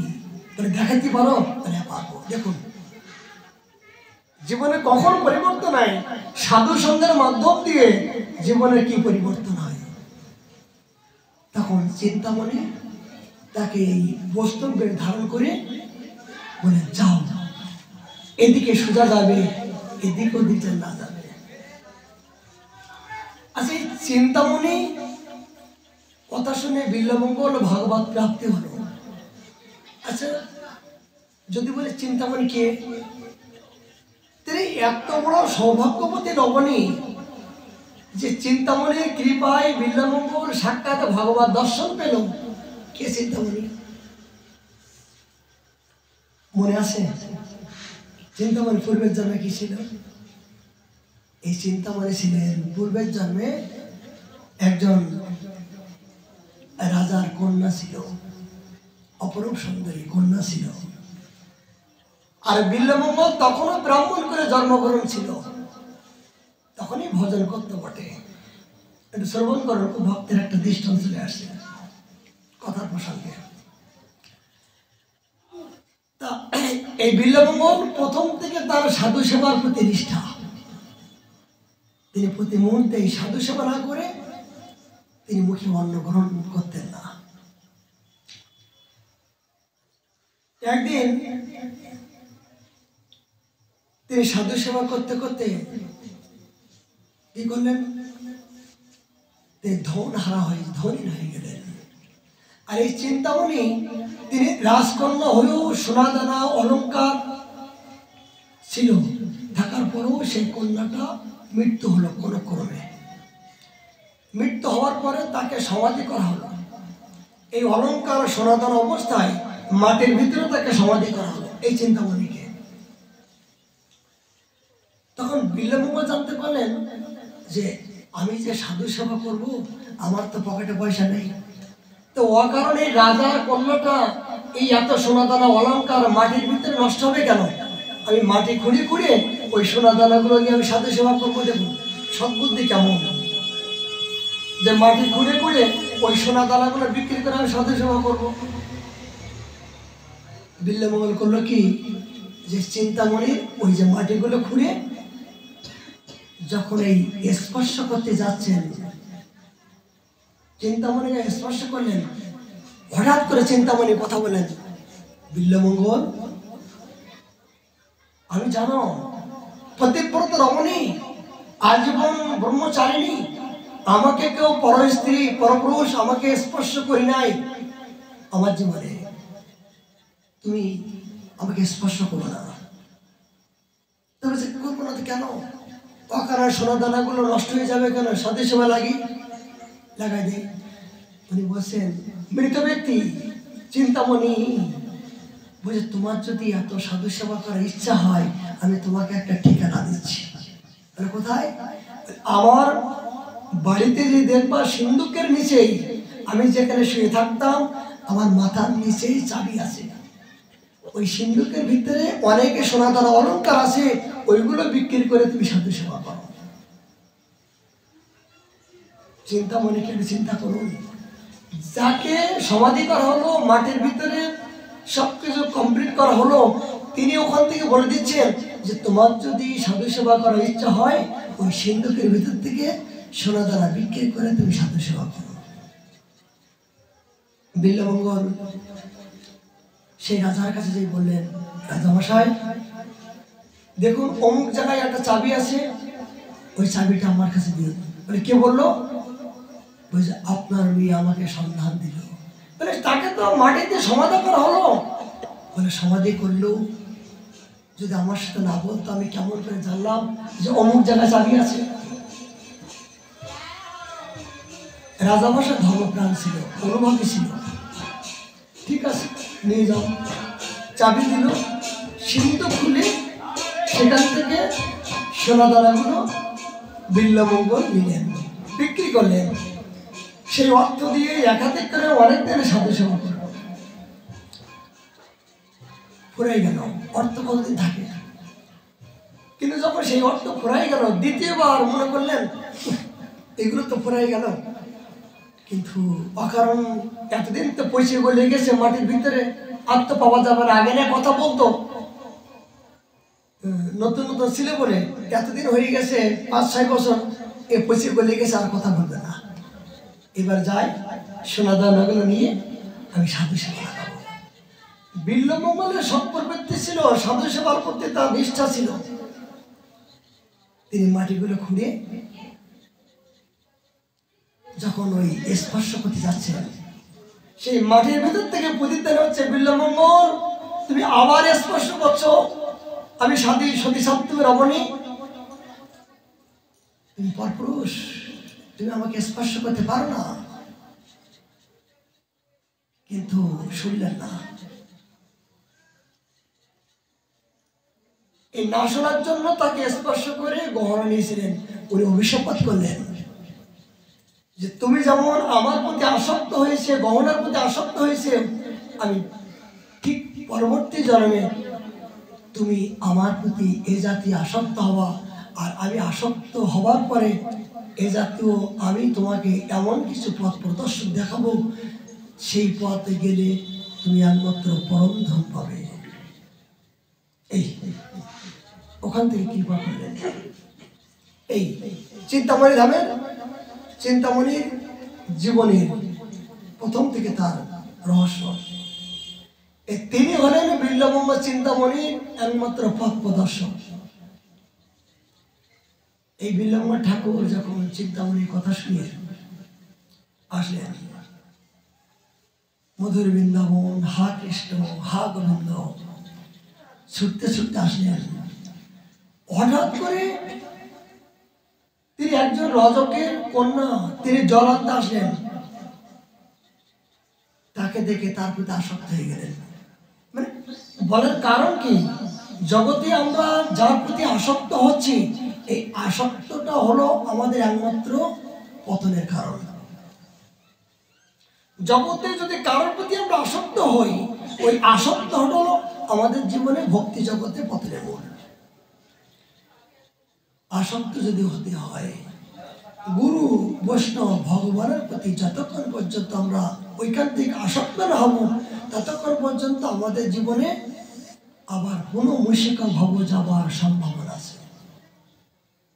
ঠিক বিল্বমঙ্গল চিন্তামণি কৃপায় তিনি ভাগবত দর্শন করার জন্য ছুটছেন এই বৃন্দাবন ধামে, কিন্তু রজকের কন্যাকে দেখে তিনি আসক্ত হয়ে গেলেন। পিছনে পিছনে যেয়ে বললেন, গৃহে গেলেন। তৎকালীন দিনে এমন নিয়ম ছিল, কোনো গৃহে যদি অতিথি আসতো, এই অতিথি সেবা করা, অতিথির মন জয় করা গৃহস্থের একমাত্র কর্ম ছিল। হে ব্রাহ্মণ, আপনি যে বাড়িতে এসেছেন, কৃপা করে কি সেবা করবো? বিল্বন বলেন, সেবা করতে চাও? বলে বলো। বলে সেবা যে করতে চাও, তাহলে তোমার যে স্ত্রীকে আমি ভোগ করতে চাই। দেখুন আসক্তি কেমন। তোমার স্ত্রীকে আমি ভোগ করতে চাই, দেহসুখ করতে চাই। তৎকালীন দিনে এই জাতীয় প্রথা ছিল, কোনো গৃহের বাড়িতে যদি অতিথি কিছু না নিয়ে খালি মুখে যেত, তাহলে সেই গৃহের অকল্যাণ হতো। অতিথির প্রতি এই জাতীয় শ্রদ্ধা ছিল। কিন্তু প্রতিব্রত অবনীত, এগুলো সব ভগবত কৃপা, সবই লীলা চলছে। মানে বিল্বমঙ্গলকে দিয়ে জগতে শিক্ষা দেওয়ার জন্য একটা নাটক লীলামৃত চলছে ভগবানের। তিনি তার স্বামীর কাছ থেকে বিদায় নিলেন যে আমার ভগবানের প্রসন্নতার জন্য কেন দেব না। সেই রমণী তিনি নববধূ সাথে সজ্জিত হয়ে বিল্বমঙ্গলের কাছে যখন আসলেন নিজের দেহকে দেওয়ার জন্য, এই যে দেহটা দেওয়ার জন্য যখন আসলেন, তখন চিন্তামণি হঠাৎ করে বিবেক রূপে তাকে বলছেন, বিল্বমঙ্গল, যে নরক থেকে তোমাকে তাড়িয়ে দিয়েছি, আবার সেই নরকে গিয়ে নিজের জীবনকে আবার বিসর্জন দিতে চলেছ, তোমার এখনো পর্যন্ত জ্ঞান হলো না। এই যে বিবেক রূপী এমন ধাক্কা দিল, তখন এই রমণীকে বললেন, মাগো, যাকে ভোগ করার জন্য আসতে বললেন তাকে মা বলে সম্বোধন, মাগো একটা কৃপা করো। বলে কি? তুমি সূর্য নিয়ে আসতে পারো? বলে কেন? বলে তুমি আমার পরম বান্ধব, এই জীবনে তুমি আর মতন বান্ধব আর কেউ নাই। আমার জীবনে যে ভগবত দর্শন করার জন্য যে জগতে সবচেয়ে বড় শত্রুতা করছে, ওই শত্রুতার আমি মূল শিকড় আমি তুলতে চাই। এই চোখটা হলো সবচেয়ে আমাদের বড় শত্রু। চোখ দিয়ে যদি আপনি জগৎকে যদি না দেখতে পান, তাহলে ভোগ বিলাসিতা বিনোদন আপনি উপলব্ধি করতে পারবেন না। এই যে চোখটা নিয়ন্ত্রণ করার জন্য এই চোখের কুশক্তি, কুপ্রবৃত্তি এমন পর্যায়ে হয়ে গেছে যে আজ যেগুলো দর্শন করার দরকার সেগুলো আমরা করতে পারছি না। কি করছি? এই চোখ দিয়ে জগতে যা কিছু দেখছি সবই ভোগ্য বস্তু মনে করছি, দেহ সুখ মনে করছি। এই চোখ দিয়ে দেখছি, তবেই তো আমার ভিতরে বিভিন্ন কামনা বাসনা বিবৃতি আসছে নাকি? কিন্তু এই চোখটা যদি আপনি ভগবানের অপরূপ নয়ন, ভগবানের চরণ থেকে মুখমণ্ডল পর্যন্ত যদি দেখার জন্য যদি আপনি তৈরি করেন, ইচ্ছা করেন, যদি চেষ্টা করেন, তাহলে দুঃশক্তিগুলো, কুপ্রবৃত্তিগুলো দূরীভূত হয়ে আপনার ভিতরে সৎ সুকৃতি প্রবৃত্তি আপনার ভিতরে আসবে। এই জন্য বিল্বমঙ্গল ঠাকুর বললেন, জগৎকে শিক্ষা দিচ্ছেন যে চোখটা হলো জগতের সবচেয়ে বড় শত্রু। এই চোখকে আমি উৎপাদন করতে চাই। নিজের সুর দিয়ে এই চোখ দুটো বন্ধ করে দিলেন। এই বন্ধ করে দেওয়ার পরে তিনি আর দেখতে পাচ্ছেন না। কোথায় আমার বৃন্দাবন, কোথায় আমার গিরি গোবর্ধন, কোথায় আমার মধুসূদন, কোথায় আমার প্রাণধন? কৃষ্ণ কৃষ্ণ কৃষ্ণ বলে তার অনুরাগের চরম পর্যায়ে তার ভিতরে উৎপাদিত হচ্ছে। বলুন তো, সুখে কি কৃষ্ণ বচন হয়? বিল্বমঙ্গল তো দেহ সুখ চাইছিল, তার ভিতরে কি এত অনুরাগ এসেছিল তখন? তিনি ভোগের জন্য তো সর্বত্র চিন্তা করছিল, কিন্তু নিজের চোখকে যখন নিজে বিসর্জন দিল তখন তার জীবনে অনুরাগ শুরু হলো। স্কুলে যখন কোনো মাস্টার আপনাকে যখন অপমান করবে না, তখন কিন্তু পড়ার প্রতি মন লাগে। সবার সামনে যখন ছোটবেলায় যখন স্কুলে গেছি, সমস্ত ছাত্রের সামনে কান ধরে উঠে দাঁড়াও, যেখানে মেয়েরা আছে পুরুষগুলো আছে, সবার সামনে যদি কান ধরে দাঁড়িয়ে থাকে তখন মান সম্মান থাকে। এইবার যদি পড়ালেখা না করি, পরের দিন যদি বলে আবার দাঁড়াও, তাহলে সবাই দিকে ধারবে, রাস্তায় গিয়ে বলবে কেন হলো, কেমন করলে, কেমন করলে। মানে এই জাতীয় শিক্ষার উপরে কোনো শিক্ষা নাই, অপমানের উপরে এই যা শিক্ষা নাই। জগতে যতক্ষণ আঘাত না পাবেন, কষ্ট না পাবেন, ততক্ষণ পর্যন্ত আপনার চোখে জল আসবে না, বিরহ আসবে না, আকুতি আসবে না, মিনতি আসবে না, উৎকণ্ঠা আসবে না। তারপর অনেক যারা অনুরাগী ভক্ত মোবাইলের মাধ্যম দিয়ে তারা অনেক নিয়ম করে, আমি দেখি 1.5 ঘন্টা যতক্ষণ প্রথম থেকে শেষ পর্যন্ত তারা পর্যন্ত অনুরাগ নিয়েই মোবাইলের মাধ্যম দিয়ে তারা হরিকথা শ্রবণ করছে। আমরা হয়তো সাক্ষাতে থেকেও আমরা হরিকথার প্রতি আমাদের অনুরাগ নাই, কিন্তু ব্রজের বাইরে তাদের এত অনুরাগী ভক্ত, তারা নিয়ম করে প্রতি মুহূর্তে চাতক পাখির মতো অপেক্ষা করছে যে কখন হরিকথা হবে, কখন মোবাইলে ছাড়বে, কখন লাইভ করবে। তারা এই সময়ের জন্য তারা অপেক্ষা করছে। বৃন্দাবনের বাইরেও তাদের মনটা যেন ছটফট করছে বৃন্দাবনের প্রতি, কিন্তু আমরা বৃন্দাবনে বাস করেও এই জাতীয় অনুরাগ আমার ভিতরে না, আমাদের ভিতরে নাই। ঠিক বিল্বমঙ্গল ঠাকুর ওই চোখ অন্ধ হবার পরে তার ভিতরে অনুরাগ আসলো। ভ্রমণ করতে করতে ছুটছেন, ছুটছেন, ছুটতে ছুটতে ছুটতে ছুটতে, কেন এই কথাগুলি এর আগে বলেছি কয়েকবার, আরো বলতে ইচ্ছা হচ্ছে। কেন মহাপ্রভু প্রতি মুহূর্তে রায় রামানন্দকে বললেন, রায় রামানন্দ আমার বিল্বমঙ্গলের কথা, আমার ধ্রুব প্রহ্লাদ এদের জীবনের কথা বলো না, এদের জীবনের কথা বলো। নারদ মুনি ভগবান জিজ্ঞাসা করছে, নারদ তুমি কি চাও বলো। বলে প্রভু আমি তোমার কাছে চাই। কি চাইব? বলে কি চাও বলো।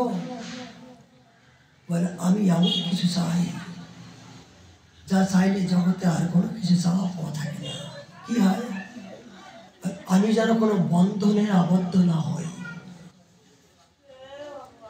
নারদ মুনি বললেন, আমি যেন কোনো বন্ধনে আবদ্ধ না হই, আমি উন্মুক্ত জীবন নিয়ে আমি পাখির মতন বিচরণ করতে চাই। বলে উন্মুক্ত জীবন হলে তুমি তো নিজে স্বাধীন হয়ে গেলে, তুমি তো বন্ধনে না হলে তো মায়া তোমাকে স্পর্শ করতে পারবো না। বলে মায়াকে স্পর্শ যাতে না করতে পারে, এই জন্য তো তোমার কাছে আমি প্রার্থনা করলাম। বলছে নারদ এটা তো হবেই, আর কি চাই? বললেন প্রভু আমি এইটুকু চাই যে তোমার অপ্রাকৃত বৃন্দাবন ধামে আমি যেন কোন অবস্থায় থেকে আমি যেন তোমার লীলারূপ গুণ, তোমার কথা অমৃত যেন আমি শ্রবণ করতে পারি, আর ঢোকে ঢোকে যেন তোমার নাম আস্বাদন করতে পারি। এই জন্য দেখবেন এই যে আমাদের এই যে পরীক্ষা মার্গে কুসুম সরোবর পাশে নারদকুণ্ড আছে। এই নারদকুণ্ডের মহিমা কি? নারদকুণ্ডের মহিমা এই জন্য যে নারদ মুনি বললেন যে প্রভু আমি তোমার বৃন্দাবনের অপ্রাকৃত এই লীলা দেখতে চাই, তোমার বৃন্দাবনের মাধুর্যময়ী যে লীলা দেখার জন্য।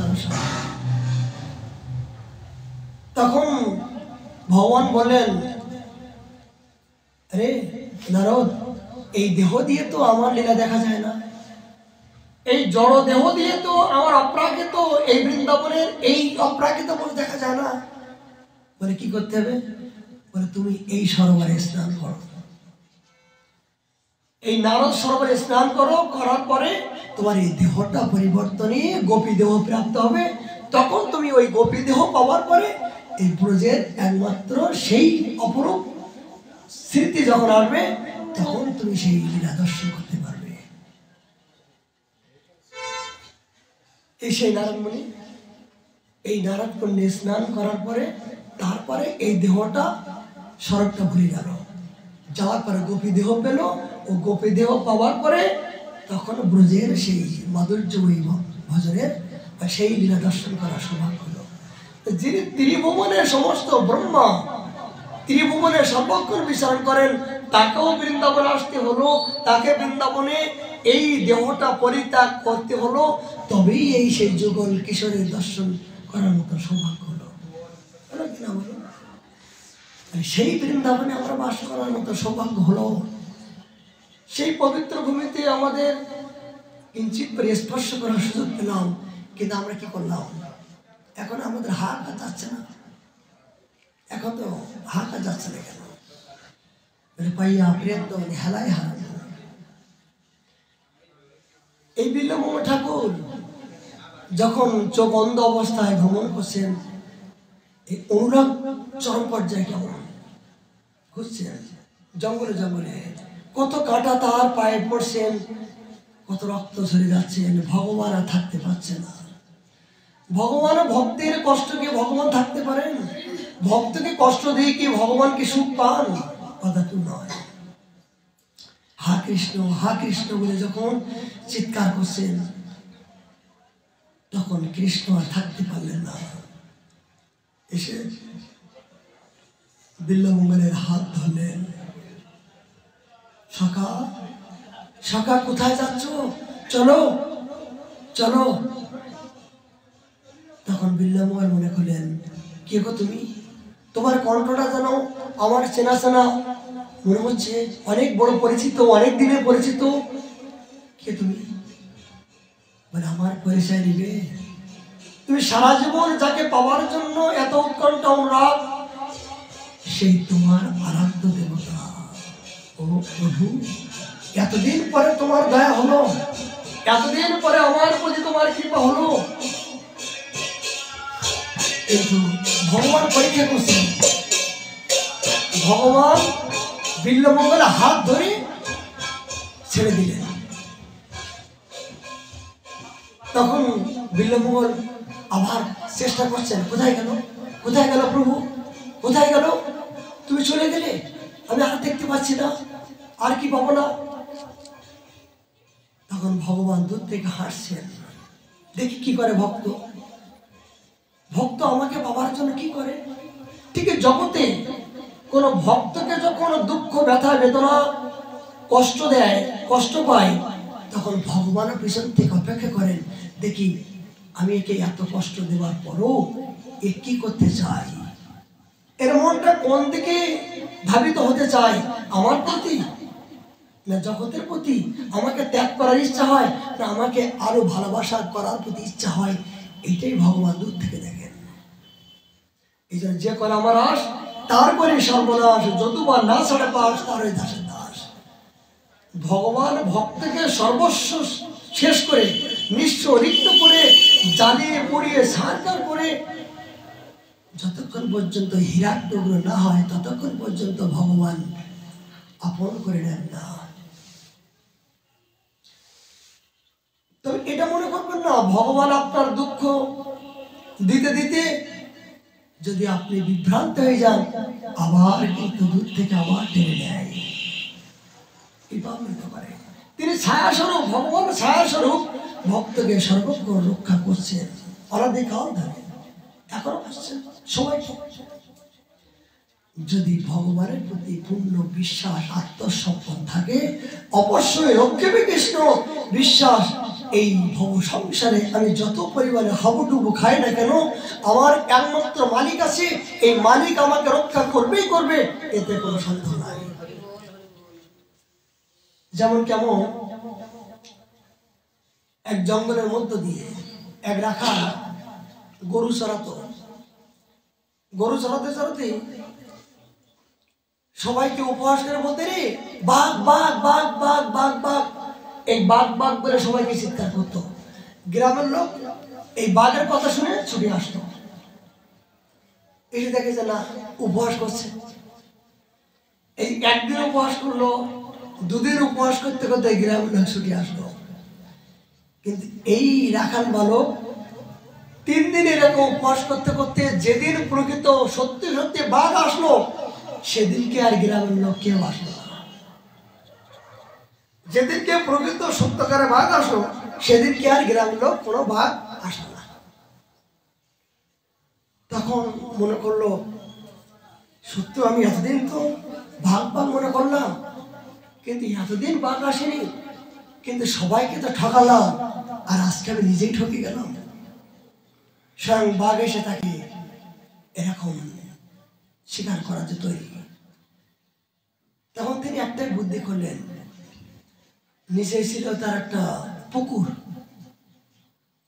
তিনি ওই পুকুরের ভিতরে লাফ মেরে পড়ে গেলেন। তখন যখন লাফ মেরে পড়ে গেলেন, তখন বাঘটা কিন্তু শিকার করার জন্য পুকুরের ভিতরে পড়ার জন্য তিনি হুমকি করছেন। তখন সেই বালকটা কি বলছেন, শোনো বাঘ, তুমি যদি আমাকে খাবার জন্য এই পুকুরের ভিতরে পড়ো, তুমি কিন্তু উঠতে পারবে না, আর তোমাকে তোলার মতন মালিক নাই। কিন্তু আমি যদি এই পুকুরের ভিতরে পড়ে থাকি, তাহলে সন্ধ্যার পরে আমার মালিক আসবে আমাকে খোঁজ করার জন্য, যে গরুগুলো কোথায় গেল, রাখালরা কোথায় গেল দেখি খোঁজ করতে করতে। এই খোঁজ করতে করতে যখন সন্ধ্যা হয়ে যাবে, তখন কিন্তু আমার মালিক এসে আমাকে খোঁজ করে এই পুকুর থেকে নিয়ে যাবে। আর তুমি যদি এই পুকুরে পড়ো, তাহলে তোমার কোনো মালিক যদি, আমার মালিক যদি তোমাকে দেখতে পায়, তাহলে তোমার জীবন কিন্তু সর্বনাশ হয়ে যাবে। মানে কি শিক্ষা? হিতোপদেশ। ছোটবেলা আমরা হিতোপদেশ পড়েছি। উপদেশ এইটাই, আশ্রয় করিয়া বলে কৃষ্ণ তারে নাই তেজে আর সামারে অকারণে। যদি এই সংসার সাগরে যদি আপনি প্রকৃত সদ্গুরুর আশ্রয় করে আশ্রয় হয়ে যদি আপনি পতিত হয়েও যদি অসাধু হয়েও যদি পড়ে থাকেন, তাহলে আপনাকে কেউ না কেউ চুলির মুঠে ধরে, আপনার মালিক আছে। আপনি সদ্গুরুর চরণাশ্রয় যেদিন থেকে করেছেন, সেদিন থেকে আপনার খাতায় নাম্বারটা উঠে গেছেন যে আমি কৃষ্ণ দাস, আমি গৌর দাস। এই মালিকের খাতায় নামটা উঠে গেছে। ওই মালিক কিন্তু আপনি চুলির মুঠি ধরে আপনাকে গন্তব্যস্থানে নিয়ে যাবেন। কিন্তু যদি আপনি মালিকবিহীন, আশ্রয়বিহীন যদি এই মনুষ্য জীবনকে নষ্ট করতে চান, তাহলে কিন্তু আপনি এই সারা জীবনটাই একুল ওকুল দুকুল খাওয়ালি খাওয়ালি আপনার মাথা, আপনার কিন্তু কোনো উপায় হওয়ার সম্ভাবনা নাই। এই জন্য আশ্রয়, সেখান থেকে আপনার জীবনে নতুন আপনার প্রতি সর্বক্ষণ দৃষ্টি আকর্ষণ করেন যে ওকে যে আমি কৃপা করলাম, কিভাবে চলছে, কিভাবে করছে, এটা খোঁজ খবর। যেমন মহাপ্রভু রঘুনাথ যখন সিংহ দরজারে হাত পেতে ভিক্ষা করছেন, গোবিন্দকে বলছেন, গোবিন্দ একটু খোঁজ খবর নাও তো যে আমার রঘু কেমন করে জীবন ধারণ করছে। মালিক রঘুনাথ তো মহাপ্রভু অনুগত না, তা মহাপ্রভু খোঁজ খবর নিচ্ছেন যে আমার রঘুনাথ কিভাবে চলছে। তখন গোবিন্দ বললেন, প্রভু তার জমিদারি এত বড় রাজপুত্র সবকিছু ত্যাগ করে এখন সিংহ দরজারে তিনি ভিক্ষাবৃত্তি করছেন। ও আমার প্রভু ভিক্ষাবৃত্তি করছে। তখন মহাপ্রভু এই রঘুনাথকে দিয়ে জগৎ শিক্ষা দিলেন যে এই সিংহদ্বারে ভিক্ষা বেশ্যাবৃত্তি করা মানে ভিক্ষা করে জীবিকা নির্বাহ করা মানে বেশ্যাবৃত্তি করা। কিন্তু মহাপ্রভু ভিক্ষা করার সংবিধান দিয়েছেন। বাবা গতকাল বলছিল কিছু কিছু প্রশ্ন উনি করছেন ওই ভিতরে, যে আমি তো 15 দিন মধ্যকারী করি, 15 দিন মধ্যকারী করে আমি জীবিকা নির্বাহ করে প্রতিদিন যাই নাই মধ্যকারী। কিন্তু মহাপ্রভুর আজ্ঞা কি? বৈরাগীর কীর্তকর্ম সদা নাম সংকীর্তন যাচিয়া মাগিয়া উদার করতে পারিবে। বলে ভিক্ষাবৃত্তি করে সঞ্চয় করা যাবে না। আজকে যতটুকু প্রয়োজন ওটুকুর জন্য আপনার নিতে হবে, আর অতিরিক্ত যখন সঞ্চয় করবা তখন সেটা তোমার গ্রহণযোগ্য। যেমন গোবিন্দ ঘোষকে মহাপ্রভু ত্যাগ করলেন কেন? যে মহাপ্রভু যখন প্রসাদ পাওয়ার পরে মুখ শুদ্ধ করার জন্য হত্তিক, মুখ শুদ্ধ করার পরে অনেক সময় হত্তিক মুখে দিতেন, এই হত্তিক দেওয়ার দায়িত্ব ছিলেন গোবিন্দ ঘোষকে। তবে মহাপ্রভু বলে, গোবিন্দ মুখে শুদ্ধ করার জন্য কিছু নিয়ে আসো। ওই জঙ্গল থেকে তাড়াতাড়ি কোনো গাছ থেকে বা কোথাও থেকে তিনি একটাই দরকার ছিল, একটাই তিনি নিয়ে আসলেন।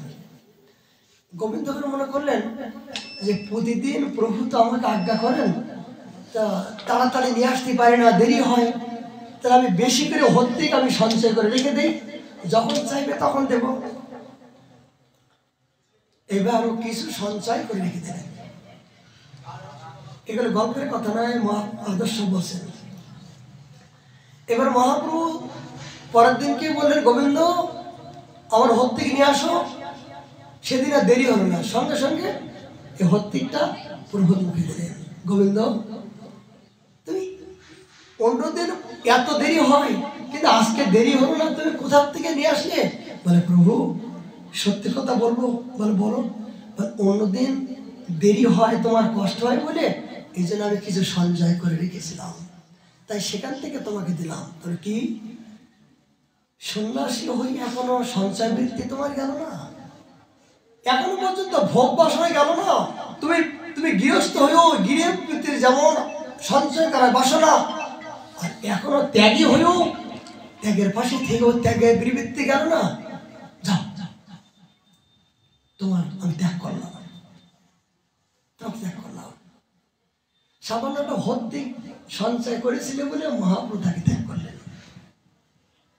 এখানে একটা প্রশ্ন, যেমন আজকে বিষয়ে আপনার বিষয়ে আলোচনা করলাম যে তৎকালীন দিনে ব্রজের সাধুগণ তারা প্রতিদিন মাধবীরে যেত না। মহাপ্রভু বললেন একটা কথা, যে আপনি যখন কোনো ব্রজবাসীর ঘরে মাধবীরে যাবেন, যাচিয়ে মাগিয়ে খাইবে, বৈরাগীর কীর্তন হরিনাম সংকীর্তন, তাহলে আপনি যখন কোনো ব্রজবাসীর ঘরে যাবেন, রাধে রাধে মাইয়া, রাধে রাধে মাইয়া, রাধে নামটা তো বলবেন। তাহলে এই বদ্ধ জীব যে পড়ে আসে তাদেরকে রাধা নামটা দিয়ে তাদেরকে জাগাই দিচ্ছেন, রাধা নামটা দিয়ে তাদের কৃপা করছেন।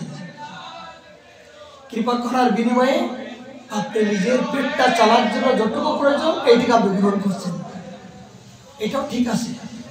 কিন্তু যদি মনে করেন যে প্রতিদিন অনেক দিনে মাধুরী যেতে হয়, অনেক দূরে যেতে গেলে আমার নিত্য নিয়ম ভজনের কষ্ট হবে, ব্যাঘাত হবে, আসনের ভজন নিত্য নিয়ম, আমি প্রতিদিন মাধুরী করবো না, আমি একদিন করবো, প্রতিদিন করা যাবো, এটাও আপনার। যেমন তৎকালীন দিনে ব্রজের সাধুগণ একদিন মাধুরী করতো, আর মাটির নিচেই ওই রুটিগুলো মাটির ভিতরে রেখে দিত, আর সন্ধ্যার পরে অলৌকিক ঘটনা জানেন, এই ব্রজের সাধুদের জীবন দেখলে মনে হয় যে সত্যি আমাদের এখন কিছু হলো না। এই যে বৃন্দাবন ধামে, পবিত্র ধামে যেখানে বসবাস করছি, এখানে সাধুরা যে কত কঠিনভাবে ভজন করেছেন, এদের দিক নির্দেশ দেখি তারা নিজেদেরকে অবাক হয়ে যায় যে আমাদের এখন কিছু হলো না। তারা সারাদিন সর্বক্ষণ ভজনের মধ্য দিয়ে ডুবে থাকতেন, 15 দিন পরে একদিন মাধুগিরি যেতেন। এই মাধুগিরি করে তারা একটা কাপড়ের ভিতরে, বালির ভিতরে, মাটির ভিতরে রেখে দিত। তৎকালীন দিনে তখন কারেন্ট ছিল না, মোমবাতি জ্বালিয়ে সূর্য উদয় হওয়ার আগে, সূর্য যাবার আগে ওই রুটিটা, একটা রুটি জীবন ধারণ করার জন্য জল দিয়ে চটকিয়ে তিনি দেহ ধারণ করার জন্য তিনি পেতেন। তখন সূর্য থাকাকালীন, এখানে আছে সূর্য থাকাকালীন কিন্তু ভোজন করা নিয়ম, সূর্য চলে গেলে কিন্তু আর ভোজন করতে লাগে। তৎকালীন দিনে তখন তো লাইট ছিল না, মোমবাতি জ্বালিয়ে তারা জীবন ধারণ করত। এই ব্রজমণ্ডলের ভিতরে এই রাধাকুণ্ডের তটে কত কঠিন ভাবে এখান থেকে মালিহাটি গ্রামে জল নিয়ে আসছে তো জানেন। এখন তো আমরা লাইনের জল আসছে, মিষ্টি জল, কিন্তু শুনেছি যে রাধাকুণ্ডে যারা সাধুরা এই মালিহাটি গ্রাম কত দূর, 2-3 কিলোমিটার, কমসে কম 2 কিলোমিটার, এই যে রামলীলা ময়দান, এই মালিহাটি কুণ্ডে যেত খাবার জলের জন্য। এর ভিতরে কোনো জল নেই, মিষ্টি জলের বেলা নেই, এত দূরের থেকে জল নিয়ে তারা জীবন ধারণ করত। আর এখান থেকে মাদুদের কোথায় যেত, এই যে আমাদের এখান থেকে এই যে গ্রামের নাম কি, মুখারাই গ্রাম। এখান থেকে যে 5 কিলোমিটার দূরত্ব, আমার গুরু মহারাজ বলেন এখান থেকে 5 কিলোমিটার দূরত্ব যেতে হতো।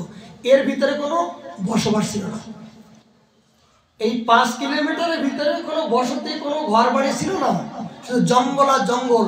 তাহলে সেই জঙ্গলের মধ্য দিয়ে সাধুরা ঐকান্তিক ভাবে, কারেন্ট নাই, জল নাই, রাস্তা নাই, ঘাট নাই, এই জঙ্গলের মধ্য দিয়ে কত কঠিন ভাবে ভজন করেছেন। এই কথাগুলো চিন্তা করুন তো, যে রঘুনাথ দাস গোস্বামী পাদ যখন রাধাকুণ্ডে ভজন করেছেন তখন বাঘ এসেছেন জল খাওয়ার জন্য। রাধাকুণ্ডের তটে যখন বাঘ এসেছেন, তাহলে বাঘ কোথায় থাকে, কোন লোকালয় থাকে? তাহলে কোন জাতীয় জঙ্গল রাধাকুণ্ডে ছিল, এই সেই জায়গায় তার বাঘের মুখে বসে তারা জীবনকে উৎসর্গ করে দিয়ে, জীবনকে নিজের বলে কিছু মনে করেন নাই, ভগবানের চরণে আত্মসমর্পণ করে বাঘের সাথে লড়াই করে তারা এই বৃন্দাবনের রাধাকুণ্ডের তটে ভজন করেছেন। এমনকি ভজন করতে করতে যারা অনুভূতি পেয়েছেন, তাই এই যে গ্রন্থ রূপে এই বিলাপ কুসুমঞ্জরি, স্তবাবলী কোথা থেকে আসলো? সবই তো রঘুনাথ দাস গোস্বামী পাদ এই রাধাকুণ্ডের তটে লিখেছেন। তিনি তার অনুভবামৃত, কৃপামৃত স্বরূপ তিনি সাক্ষাতে যেগুলো দেখেছেন সেইগুলো তো তিনি আজ কৃপা করে লিখেছেন। তাহলে এনারা আমাদের জন্য কত কৃপা করে, কত কষ্ট করে, এমনকি দাস গোস্বামী পাদ 24 ঘন্টার মধ্য দিয়ে 22.5 ঘন্টা তার ভজনের নিত্য নিয়ম। মানে আহার কি 250 গ্রাম মাত্র, এক পল, 250 গ্রাম ব্রজবাসী ঘরের থেকে এই মাটা খেয়ে তার জীবন যাপন। চিন্তা করতে পারেন যে এই জাতীয় জীবন যাপন করে এই ব্রজমণ্ডল ভূমিতে ভজন করেছেন, তাদের ছায়াতলে সেই পবিত্র ভূমিতে আমাদের মতন বিষয়ী ব্যক্তি স্পর্শ করেছি। আমাদের কত জন্মের সুকৃতি ফল না হলে কি সম্ভব? কিন্তু আমরা কি কিছু করতে পারছি? সেই পবিত্র ভূমিতে আমরা আমাদের মতন নিকৃষ্ট ব্যক্তি স্পর্শ করো, আমরা যদি তার আদর্শ কিঞ্চিত পরিবারে না পালন করি, তাহলে কিন্তু তার কৃপামৃত পাবো না। দাস গোস্বামী পাদের চরণ প্রান্তে বাস করা মানে কি? তার করুণা ছাড়া এই রাধাকুণ্ডে বাস হবে না। রাধাকুণ্ডে বাস কার করুণা হবে? রঘুনাথ দাস গোস্বামী পাদের করুণায়। কেন? এই রঘুনাথ দাস গোস্বামী পাদের গদ্দি তার কৃপামৃত, তার করুণামৃত স্বরূপ এই রাধাকুণ্ডের অলঙ্কার। এই যে রঘুনাথের নিয়ম যেন পাশারে গলা, সেই রঘুনাথের নিয়ম যদি কিঞ্চিত পরিমাণে আমাদের জীবনে কিছু অনুভব, অনুভূতি, অনুরাগ যদি আমরা করার না চেষ্টা করি, ধরার না চেষ্টা করি, তাহলে দাস গোস্বামী কি প্রসন্ন হবেন? হবেন বলুন? হবে না। এই জন্য এই মনুষ্য জীবনে আমরা রাধাকুণ্ডের তটে কিঞ্চিত পরিমাণে স্পর্শ করার মতো সুযোগ পেলাম, এগুলো অনেক সৌভাগ্যক্রমে। প্রসঙ্গ এটাই যে কারোর যদি জীবনে নিত্য নিয়ম ভজনের নিয়ম থাকে, ভগবানের সুখের জন্য যদি আপনি প্রতি 15 দিন একদিন মাধুগিরি করেও যদি আপনি ভগবানের জন্য ভজনের জন্য যদি আপনি নিয়মটা কাজে লাগান, তাহলে এতে আপনার কোনো দোষ হয় না। বলে কৃষ্ণেন্দ্র ভগবানের সুখের জন্য যে কর্ম করবেন সেই কর্মই হলো ভক্তি। বলে ভক্তি কি? বলে আপনি একজনকে হরিকথা বলালেন, একজনকে তুলসী মালা পরালেন, তাহলে এই তুলসী মালা পরানোর পরে আপনার প্রতি খুশি হলো, ওই খুশি হওয়াটাই হলো আপনার কৃপা। আপনি কাউকে উপদেশ করলেন, করার পরে তিনি প্রসন্ন হলো, তাই প্রসন্ন হলে এটা মনে করবেন না যে আমি তার গুরু হয়ে গেলাম, যে আমি মালা পরালাম, তাকে হরিনাম দিলাম, আমার প্রতি প্রসন্ন হলো, এটা মনে করবেন না যে আমার প্রতি প্রসন্ন হয়েছে, আমার জন্য প্রসন্ন হয়েছে, নয়, আমার জন্য নয়। এই প্রভু, এই তোমার এই পবিত্র ধামে তুমি কৃপা করে স্থান দিয়েছো, তোমার করুণায় আজ ও প্রসন্নতা হয়েছে, ও আমাকে প্রসন্ন মানে কি, ও আমাকে কৃপা স্বরূপ আমাকে কৃপা করলো। এই ধন্যতাটা উল্টাই নিতে হবে, নিজেকে চাওয়ার ইচ্ছা করলে হবে না যে আমি কিছু হয়েছি, আমার জীবনে যে ভজন হচ্ছে, আমি যে সাধু হয়েছি, আমি যে গুরু হয়েছি, আমি জীবনে যে অনেক কিছু হয়েছি, এই মনোভাবটা যারা জীবনে না আসে এই ব্রজমণ্ডল ভূমিতে, কেননা এটা আমি সিদ্ধ স্থান, বৃন্দাবনে প্রেম কল্পতরু দিব্য চিন্তামণি ধাম, এখানে বৃক্ষ লতা কীর্মে কীট সবই অপ্রাকৃত শ্রীমতী রাধারীর প্রেমময় প্রকৃতি। তাকে শিক্ষা দেওয়ার জন্য যেন ইচ্ছা মনে না হয় যে আমি ওকে শিক্ষা দেব, আমি শিখাবো, বঞ্চ তুমি শেখার জন্য আসো। হ্যাঁ, এগুলো ব্রজের বাইরে তুমি গুরুকরণ করতে পারো, তাকে শিক্ষা দাও, উপদেশ করো, কিন্তু যেমন এই অভয় চন্দ্র বিন্দু প্রভাত আমাদের ইস্কনের প্রতিষ্ঠাতা, উনি এটা বললেন, ইস্কন সংস্থাকে বললেন যে তোমরা প্রচার করো, ব্রজের বাইরে তোমরা প্রচার করো, ব্রজের ভিতরে যারা তোমরা প্রচার করো না। উপদেশ বলছে কেন, তুমি ব্রজের ভিতরে কি প্রচার করবে, তুমি যে প্রচার করবে তার সেও তারা জেনে বসে আছে, তুমি যাকে জানাবা তোমার সেও তারা জ্ঞানবান জানকারী জেনেছে, তবেই তারা জন্মসূত্রে তারা এখানে জন্মগ্রহণ করেছেন, তারা ভগবানের কৃপামৃত নিয়েই তারা জগতে এসেছেন, তারা প্রথম থেকে কৃপা নিয়ে তারা জন্মগ্রহণ করেছেন, তুমি তাদেরকে কি জানাতে পারো। দেখুন এই বৃন্দাবনে 84 ক্রোশের ভিতরে অন্য অন্য জায়গায় রাজ্যে যেভাবে প্রচার নামট্য আদি বিভিন্ন প্রকার সংগঠন আছে, এই 84 ক্রোশের ভিতরে কিন্তু এই জাতি আসে না। কিন্তু দেখুন মিথ্যা কথাকে বলুন কেন, এটা তো মাধুর্যময়ী ভক্তি না, ভালোবাসা। এই মাধুর্যময়ী ভক্তি ভালোবাসা জগতে ত্রিভুবনে নাই, ত্রিভুবনে নাই, গোলক বৈকুণ্ঠে ত্রিভুবনে নাই এই প্রীতি ভালোবাসা। এই জন্য যারা তিনি জানেন যে ব্রজপ্রেম কি, হয়তো কৃপা, তিনি সবাইকে নির্দেশ করে গেছেন, সে নির্দেশ অনুযায়ী দেখুন কোন সংস্থার মধ্য দিয়ে এখানে তেমন কিছু প্রচার বা নামট্য এমন কোনো কিছু নাই, কিন্তু অন্যত্র দেখুন কেন, এই জন্য খালি প্রমাণ নয়, সর্বস্বামীগণ মহাপ্রভুর আদেশ বৃন্দাবনে যাইবে কি করার জন্য, নিজেকে অমানিনীয় মানদেন কীর্তনীয় সদা হরি, নিজের মানকে যদি নিজের মান যদি নিজের সম্মান থাকে যতক্ষণ, ততক্ষণ তুমি বৃন্দাবন যেও না। তুমি যতক্ষণ নিজের সম্মান থাকবে, তোমার সম্মান থাকবে, এই সম্মান থাকাকালীন বৃন্দাবন যেও না। কেন, তুমি সম্মান থাকলে তোমাকে কিন্তু কেউ সম্মান দেবে না, আর ওখানে সম্মানের জন্য তুমি গেলে তুমি কিন্তু অপমানিত হবা। তুমি যদি বৃন্দাবনে যে নিজেকে সম্মান পাবার ইচ্ছা করো, তাহলে কিন্তু তুমি অপমানিত হবা। কথা কোনো গুরুত্বপূর্ণ বিষয়, কেন যে তুমি যদি অমাননীয় মানদেন নিজেকে অপমান সহ্য করার মতো যদি সহ্য ধৈর্য থাকে, তাহলে বৃন্দাবনে যাও। কেন এই ব্রজবাসীরা আপনাকে ভ্যান কান্না করে গালাগালি দিল, বিভিন্ন প্রকার ভাষা গালাগালি দিল, এই গালাগালিটা যদি আপনি উল্টো গালাগালি দেন, তাহলে আপনার কি হলো বলেন, প্রমাণ দিয়ে করেছি। ব্রজবাসীরা কথার পরিপ্রেক্ষিতে আপনাকে এই বাঙালি বিভিন্ন প্রকার এমন হঠাৎ করে গালাগালি দিল, কিন্তু এইটা যদি আপনার সম্মান দেয়, আমি অমুক, আমি কে জানিস, আমার এত পয়সা, আমার এত এই তা, এই জাতীয় সম্মান যদি তোমার ভিতরে থাকে, তাহলে তুমি বৃন্দাবন যেও না, তাহলে তুমি কিছু নিতে পারবে না। কেন, মানে এরা কিন্তু তোমাকে অপমান করার জন্য তৈরি আছে, এই অপমানগুলো যখন তুমি সম্মান মনে করতে পারবা, তখন কিন্তু ওখান থেকে তুমি অপ্রাকৃত বস্তু নিতে পারবা। এই জন্য বৃন্দাবনে 1 আর 1 2 হয় না, 1 আর 1 0 হয়।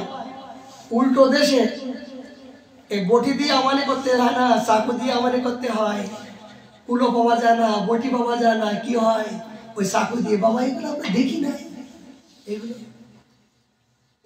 বলি এখানে যখন মানে ভান্ডার হয়, তখন বধবাসীদের ভান্ডারা যে দেখবেন প্রথমে মিষ্টি বিতরণ হয়, প্রথমে মিষ্টি দেওয়া হয়, পরে তারপর ডাল সবজি চচ্চড়ি আদি তারপর লাপড়া দেয়। বলে কেন?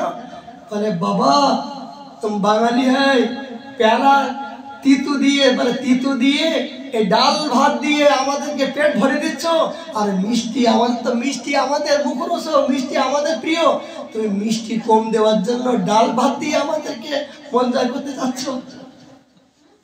ডাল ভাত খাওয়ার জন্য আসলাম, ডাল ভাত খাওয়ার জন্য নয়। উল্টো দেশে আমরা বাঙালিরা কি করি, আগে তিতু, তারপরে মোটা শাক, তারপর রসা, তারপর ক্ষীর, তারপর মিষ্টি পায় না। কিন্তু ব্রজবাসীদের ভান্ডার দেখবেন প্রথম মিষ্টির থেকে শুরু হয়। প্রথম রাজভোগ আছে, মানে রাজভোগ যদি হয় তখন তোমার বাড়ি যাবো। আগে জিজ্ঞাসা করে तेरे घर पे तो भंडार में जाए राजभोग का व्यवस्था है? बोले है नहीं, तो नहीं जाएगा तेरे घर पे। मिष्टी मिठा लाड्डू पूरी राजभोग এরা বেশি প্রিয়। ব্রজবাসীদের করে নিয়ে যাবেন, কত প্রকার মিষ্টি হবে, এই কত প্রকার মিষ্টি পরে তারপরে ডাল ভাত লাস্টের দিকে যদি মনে লাগে খাবে খাবে না। এটা উল্টো। এইটা যদি মনে করে এরা বোঝে না নাকি, এরা বোঝে না। আগে আগে শুক্তো খেতে হয়, তারপরে চচ্চড়ি খেতে হয়, তারপর রসা খেতে হয়, তারপর মিষ্টি। এরা বোঝে না। আপনি যদি তাদের ভাবটা না বুঝে যদি আপনার ভাবটা প্রয়োগ করেন, তাহলে কিন্তু আপনার অপরাধ হয়ে গেল। এই জন্য তুমি যা জেনেছো এটা কিন্তু জানার চেষ্টা করবে না। বৃন্দাবনে এসে তুমি নতুন করে যখন জানতে পারবা, তখন সেই অনুভূত সেই কৃপামৃত পেয়ে তখন তুমি জীবনকে ধন্য করতে পারবা। এই জন্য 1 আর 1 এখানে 2 হয় না, 1 আর 1 0 হয়। মানে কি, যতক্ষণ মনটা নিজেকে জিরো অভিমান শূন্যতায় না করে বেড়ায়, নিজেকে মান অভিমানকে যতক্ষণ পর্যন্ত জিরো পর্যায়ে না দিতে পারবা, ততক্ষণ পর্যন্ত অমাননীয় মানবের কীর্তনীয় সদাহরি এই ভাবনাটা আসবে না। এই জন্য সময় তো অপেক্ষা করছে না, প্রতি মুহূর্তে চলে যাচ্ছে। বলতে বলতে কোথায় বললাম ঠিক নাই, মনে করলাম যেন অল্প সময়, কিন্তু 1.5 ঘন্টা চলে গেল জানি না। প্রভুর ইচ্ছায় মহাপ্রভু না হলে আমরা এখানে গ্রন্থে স্পর্শ করতে পারিনি। আপনার যাদের কোনো প্রশ্ন যদি করতে ইচ্ছা হয়, অনেকের কিছু মনে প্রশ্ন জাগে, আপনি কৃপা করে কোনো প্রশ্ন বাবাকে সাথে বলবেন, কেন প্রশ্ন করলে উত্তর পাওয়া যাবে। প্রশ্ন করলে উত্তর পাওয়া যাবে, কেন আমাদের ভিতরে অনেক অজ্ঞানতা আছে। যখন কেউ প্রশ্ন করবে তখন জানার জন্য আমাকে বিভিন্ন গ্রন্থ অধ্যয়ন, বিভিন্ন সঙ্গ আমাকে দরকার, লালসা উৎকণ্ঠা জাগবে। এই জন্য প্রশ্ন করলে প্রকৃত বক্তাও নতুন কিছু পাবে এবং শ্রোতাও নতুন কিছু পাবে। যেহেতু আমাদের নিত্য নৈমিত্তিক কিন্তু হরিকথা, এটি একদিন নয় যে 1 সপ্তাহ খাবো তারপরে গিয়ে আমরা ঘুমিয়ে থাকবো, তা নয়। আমরা মহাপ্রভু করুণায়, গুরুদেবের করুণায় এই সুযোগটা পেলাম। এটা আমাদের ইষ্টপুষ্টি, এটা আমরা নিত্য নৈমিত্তিক, আমরা নিত্য নতুন রসে আমরা যেন আস্বাদন করে আমাদের এই জীবনকে যেন এই বৃন্দাবনে বাস করে গোস্বামীগণ যেভাবে তারা বাস করেছিলেন, তাদের কিঞ্চিত পরিমাণে সেই আদর্শ যেন আমরা পালন করার চেষ্টা করতে পারি। এই কৃপামৃত স্বরূপ হরিকথা, কৃপামৃত স্বরূপ এই শ্রী রাধা মদন মোহনের কৃপামৃত স্বরূপ ভগবান যেখানে সাক্ষাৎ আছেন। মন্দির করলাম, কিন্তু মন্দির করলে কি হলো, যতক্ষণ পর্যন্ত সেই মন্দিরের হরিকথা হরিনাম যদি মন্দিরে না হয়, তাহলে ভগবান কি অন্ধ, চোখ বুঝে থাকতে চায়? তিনি তো চান যে আমার কথা, আমার কীর্তন, আমি সর্বক্ষণ এইটাই আমার প্রাণ। মন্দিরের সম্মুখে যদি হরিকথা হরিনাম হরিকীর্তন না হয়, তাহলে সেটা মন্দির হয় না, সেটা হয় গৃহ কারাগার হয়। যে মন্দিরের সামনে হরিকথা হরিনাম না হয় সেই মন্দির হয় না, সেটা হয় গৃহ কারাগার।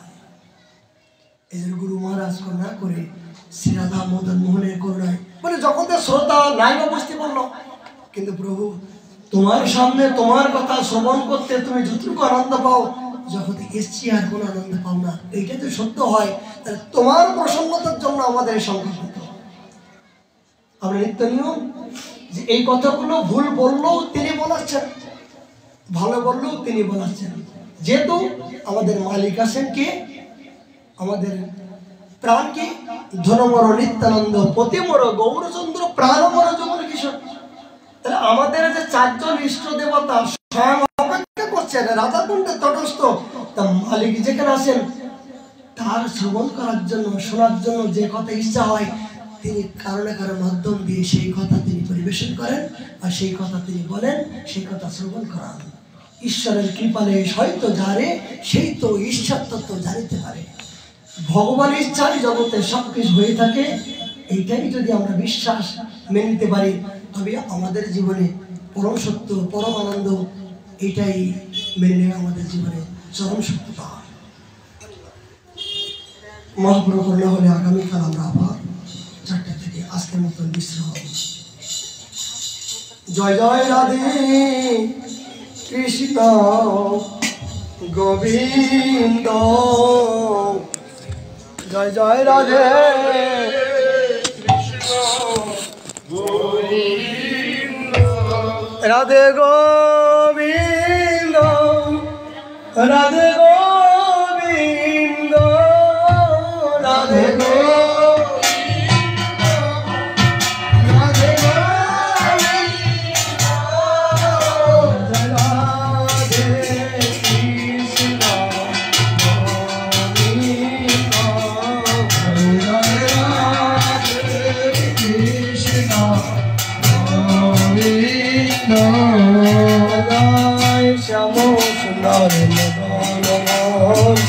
বৃন্দাবন চন্দ্র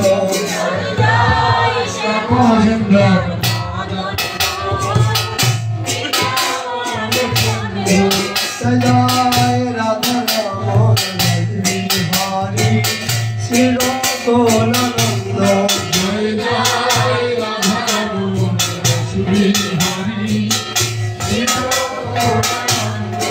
জয় জয় রাধা সন্ত রাধা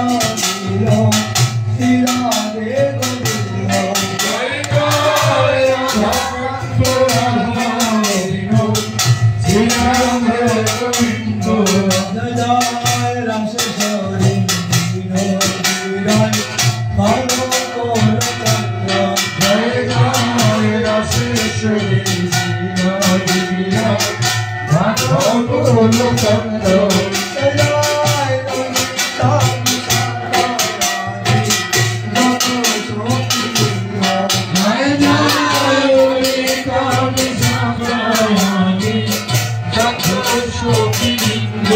জয় জয় শিবমঙ্গলী রাধে মঙ্গলী দানন্দ, জয় জয় শিবমঙ্গলী রাধে মঙ্গলী দানন্দ, জয় জয় পূর্ণমাসী আনন্দী জয় জয় পূর্ণমাসী জয়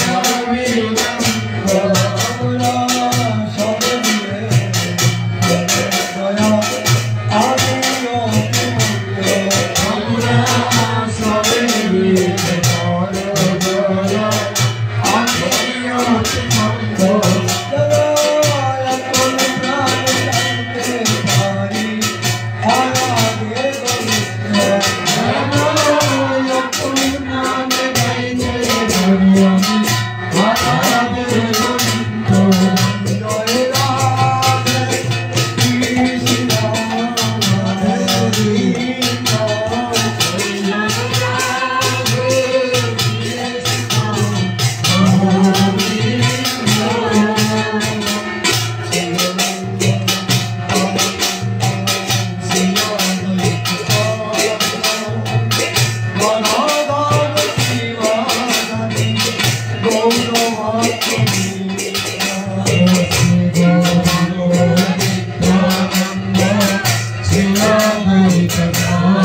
গো